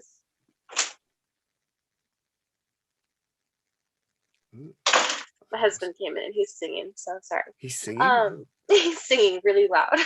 Well, you wanted to be in the spotlight. I'm sorry. We are not allowed to hear his beautiful singing. It's just loud. Oh, it's just loud. Yeah. This one short film, after my grandma passed away in 2018, I was really struggling with mental illness, and like, you know, I've struggled with it for a really long time, but it was just like this sudden resurgence and just this absolute weight dropped on me. And so I started writing this piece about like what it feels like to deal with these things and to feel these things and to like go to the store and see people you know and you really like, but then like you leave that conversation just feeling completely drained. You just, you know, and I really wanted to capture that and just really make people aware, because at the time there was such a stigma around mental illness, and there still is, and it was just, I wanted to really fight that stigma and make people realize that what it's like and what it's like to struggle. I have OCD, so I know exactly what you're talking about. People are it's this the whole fighting the stigma thing too. It's like people kind of think it's solved, and I don't think it is. It's just because there's more people saying they want to solve the stigma. I think that's awesome that you want to like do something about that and show people how it feels. I talked to a creator. She's a podcaster, and I interviewed her for the documentary I'm doing to talk about, because influencers are a whole other part of it. And like she said something really interesting about like being in depression. She was like, well, people will try and cheer me up when I'm saying I have depression. It's like, if I could be cheered up, I'd be cheered up. Like, it's really diminutive to be like, yeah, just don't worry, have a good day. It's like, obviously I want to have a good day. I'm not telling people because I'm just a mopey Eeyore. I don't have a choice in the matter. It's amazing. And then like and then all of us with a mental, it's like a part of the brain. Everybody with a mental health disorder gets grouped in one insane asylum by the rest of the people, right? Like, it's all like, I don't know what your thing is like because I don't really have it and I'm not a doctor. And so it all just becomes mental. We wouldn't do that with like, you know, muscle problems. Like, oh, right. Like, if you break your leg, you're not going to be like, oh, it's fine, you know, I'll be okay in a while. You know, you'd go see a doctor about it. It's like, what's the big deal? What's the difference? Or you wouldn't be like, oh, you broke your leg, I sprained my muscle, we are part of Leg Pain Awareness Day. You know, like, it's ridiculous, right? The things that people say. Like, even me being like, I have OCD, you have a totally different disease. To be like, I have diabetes. Oh yeah, I once got a kidney stone. They're different things. They just because they're in the same organ doesn't mean I get it. Exactly. Ridiculous. So I'm glad you're doing that. That's cool. And you should make your podcast and your short film. You have no excuses now. Because now I know your ideas. You thought of a podcast, now they're mine. I'm going to do it. Cool. I'm gonna do it. Yeah. It'll be a lot of fun. was stopping because I thought she's muted. Talking all the time. Yeah. I'm really glad I can facilitate these conversations. I lived in North Dakota for almost 6 years, and it's gray. You don't see the sun at all for 9 months. And then for 3 months of the year, it's so hot, you can't go outside because it's like 90 degrees, it's like 92% humidity. And it's just, it's miserable. And everybody I ever met there was so open, like, yeah, I have anxiety, I've got depression. And the fact that everybody could just be open with it and talk about it, they knew that they weren't going to face that judgment or that stigma in the places like where we worked or went to school. And it took the anxiety off of having to deal with that. And it just made it such a more inviting environment.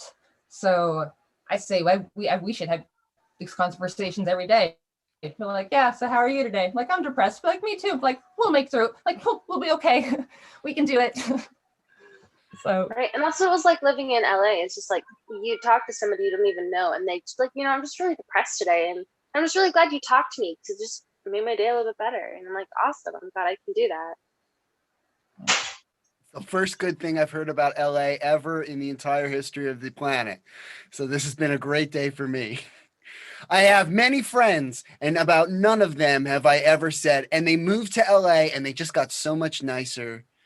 And they were just so chill and not stuck up at all anymore. They just went out there and all their problems did not get exaggerated and made worse and insufferable. So I like that nice fact about LA. I'm going to keep that one for a little bit. You should. Thank you. all right. Okay, so I cut out a couple scenes, but double time, it's still like uncomfortably long. So we'll pause it as soon as somebody tells me to, and you don't even have to talk about it. I just wanted to share it and have this conversation because it's like one of the reasons I had the film fest, but I didn't want to make it like the prior spotlight of the film fest. It was one of those after party conversations. The ways we can utilize vertical video. So we'll see how this goes, I suppose.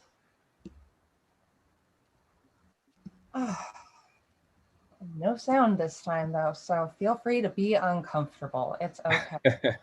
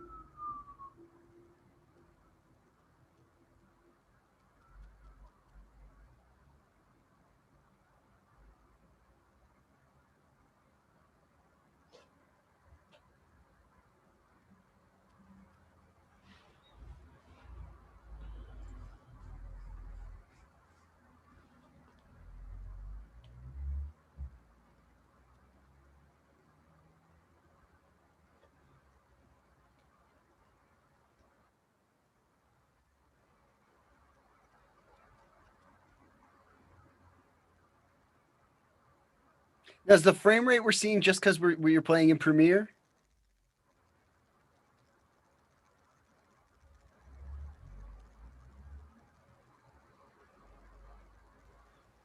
Yeah. Okay. A little bit of that and a little bit of the 2 or 3 computers we have to our Wi-Fi. Okay. I didn't know if at first I thought it was a choice, and it wasn't horrible. I was just wondering. I was just making sure, but it looked like a Premiere and then combined with the streaming and all that stuff.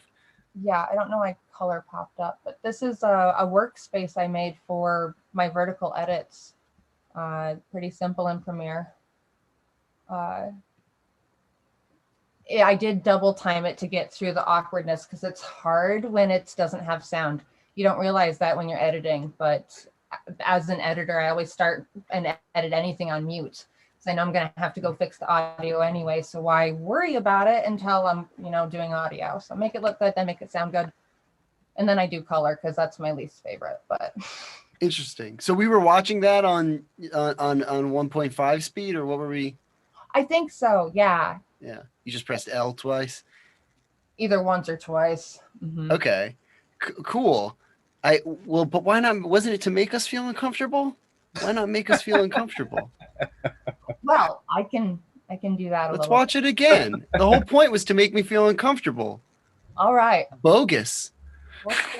I was promised uncomfortability. Uncomfortability. Well, you have at least 11 more minutes if it's not double time. So well, let's just see it.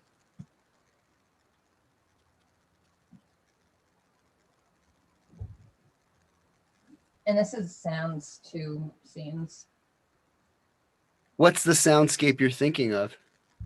I collected a sound library just the other day. It has like 275 sounds. Oddly enough, it's like alien sounds and soundscapes. I was looking for like the ringing of the ears that happens and like the fuzziness of like it sounds like you're underwater or like people are muffled, just that incoherent sounds. Mm-hmm. I was debating on doing a voiceover to try to give people an idea into the thought process, but at the same time, I'd almost rather just use sound uncomfortably. I do have a couple audio projects I've been messing with time stretching to make like ringing glasses. Have you ever played with the hum adjuster in Audition? I think so, but I don't think I've used it for distortive purposes. Yeah, because you can essentially find the hum. You can press output hum only, right? That you do that when you're looking for how to reduce the hum.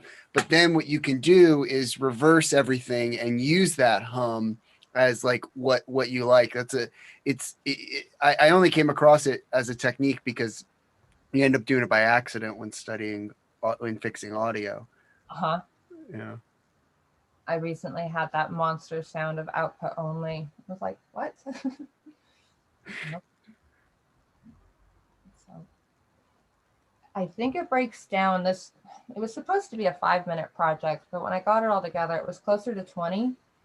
And I'm missing an SD card with about a third of my footage. So I appreciate you guys sharing it with me. I'm considering submitting it to BEA in December. If you guys haven't heard of that, it's the Broadcasting Education Association.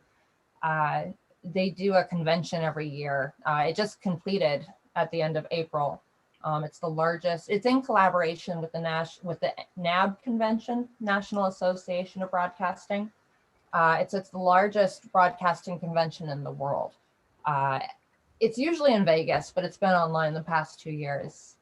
And they have like an educational outreach program. So I'm kind of hoping to push for some sort of scholarship because I think vertical video should be used for educational purposes. I think it's the medium that students right now understand. And if we can utilize that to maximize education, we should be doing that. So it's got so many purposes. We just need to see it as a tool more than a form of entertainment, a way of communicating or educating. So. Speaking of, what's your screening? Like, where do you see this screening?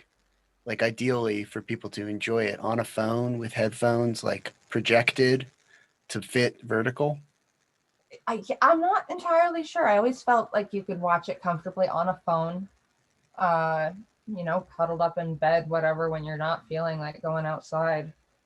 But I think I did a decent enough job with the cinematography that you could do it on a large screen and get that really clear picture, which was what I was hoping for. I got my start in video through photography, so I've always tried to make my video as nice looking as possible. It's been a learning curve, but that's why I'm in school. I have one question about the camera height. A lot of it is really chest level.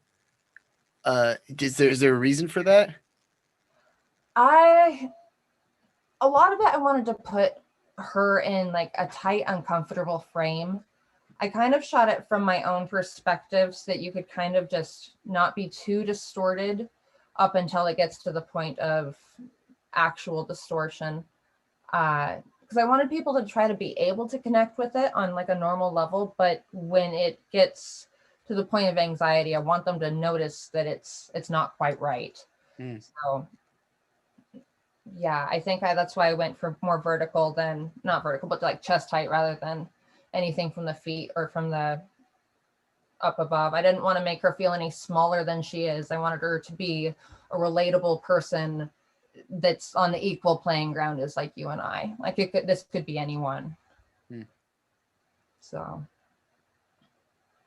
also these shots I have her on the ground and I'm kind of level with her again because I just want it to kind of focus on the internal like suffering that's happening, even though there's like nothing externally going on. It's one thing I really tried to bring out in this little sequence, especially, and you realize it at the end, because there's all these like bells and whistles and flashing lights, and it's the final breakdown of like, I can't handle this anymore. But when it's all said and done, there's nothing actually happening. She just can't go outside, or she can't face her day, or, you know, in my case, I had to deal with a professor that made me feel isolated in a way that I was the only one he ever really criticized. And I felt it was really personal, and I couldn't leave the house. The days that I would have his class, I would get to the door and it would just grow 10 feet taller than me, and I would break down and not be able to leave, and I would miss class because I couldn't even get past the door to get to the anxiety of facing and interacting with this teacher. So that's kind of what that is the exact experience I'm kind of trying to tell here, is just being about the house in a normal day and the anxiety of what's outside the house that's, you know, keeping you inside, you know, whether it's anxiety, depression, or a pandemic or whatever it may be. I really wanted to capture that isolation, that feeling trapped, that awkward position of feeling like everybody can see you, but nobody's really there. And that's kind of what this shot is with the, Are you picture locked? Like, is this the final video? It's not completely picture locked. I've cut out a few scenes that I could previewed in this, but I didn't, because this is already 17 minutes. It's for my audio capstone project, and we don't have to have finals in until May 4th. Cool. So my deadline was going to be for today to have it a big whole ordeal to bring about the conversation of Vertical, but you know, I'm a student with 6 other classes and a film festival, so I would consider. Yeah, go ahead. I was just going to say, after you get this finished, are we going to be able to watch it in its entirety? Yeah, it might be almost 20 minutes, especially if I can find that SD card. It might be closer to 25, because those shots can help establish more of a story. It was my the camera that had my zoom lens, where I had all my establishing shots and all my zoom shots. Those are all missing. So all of this footage is shot on a 55 millimeter lens. So I just played with the focus and played with the shots I had, because I think my other SD card is with these lovely ladies in Wyoming. I'm down in Colorado. So that's the story. It's not completely done. I do have until December to keep working on like the final version, but I think what I do for my audio capstone is probably going to be pretty close to what I have in mind. Okay. Mike, what were you going to say? Oh no, I was going to say, if you're not picture locked, I would consider like and this is going to sound odd, but like it is from her perspective and the perspective of what she's going through, but we like, in a lot of strong video art that's like this, there's a break kind of in order to make you more uncomfortable after it.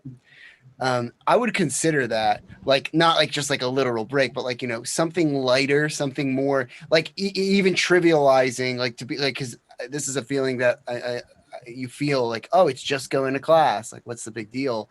Like, it could be a good way to like actually not make it feel more comfortable and like let the audience off, but more a way to be like, this is more intense. This is you get a break from it, and then it's not so small. But other than that, I like the effects. I wish you could see them in full frame rate. It was interesting. Yes, thank you. Yeah, if I can find this memory card, there should be more story behind it with those shots, but I guess only December will tell me that. But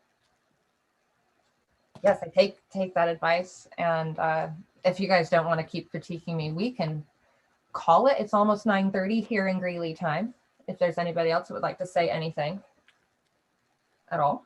I just want to say that I love that you chose that topic because I think that mental health isn't really portrayed accurately in media at all.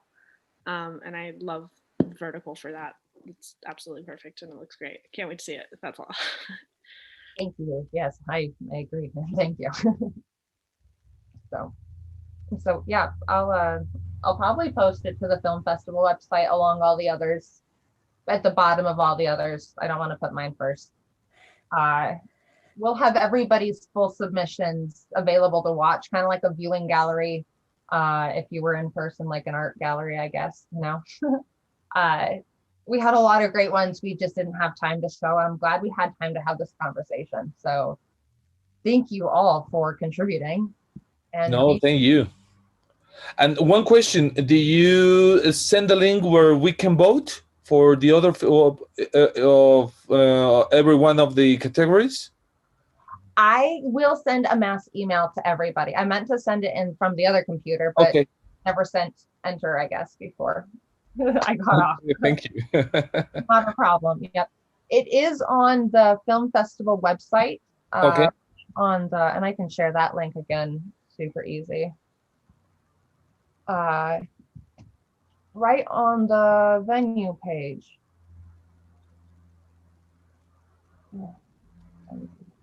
There you go.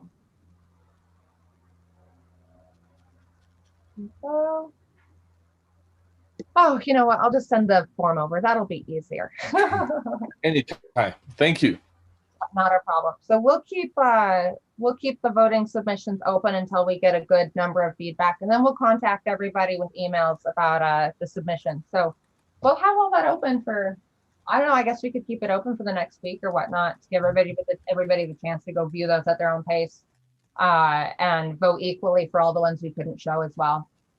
So that'll be great for us, and then we'll be done with school. So thank you. Thank you. No, thank you guys so much. This was incredible. Thank you, guys. Thank you for putting this together. Yeah.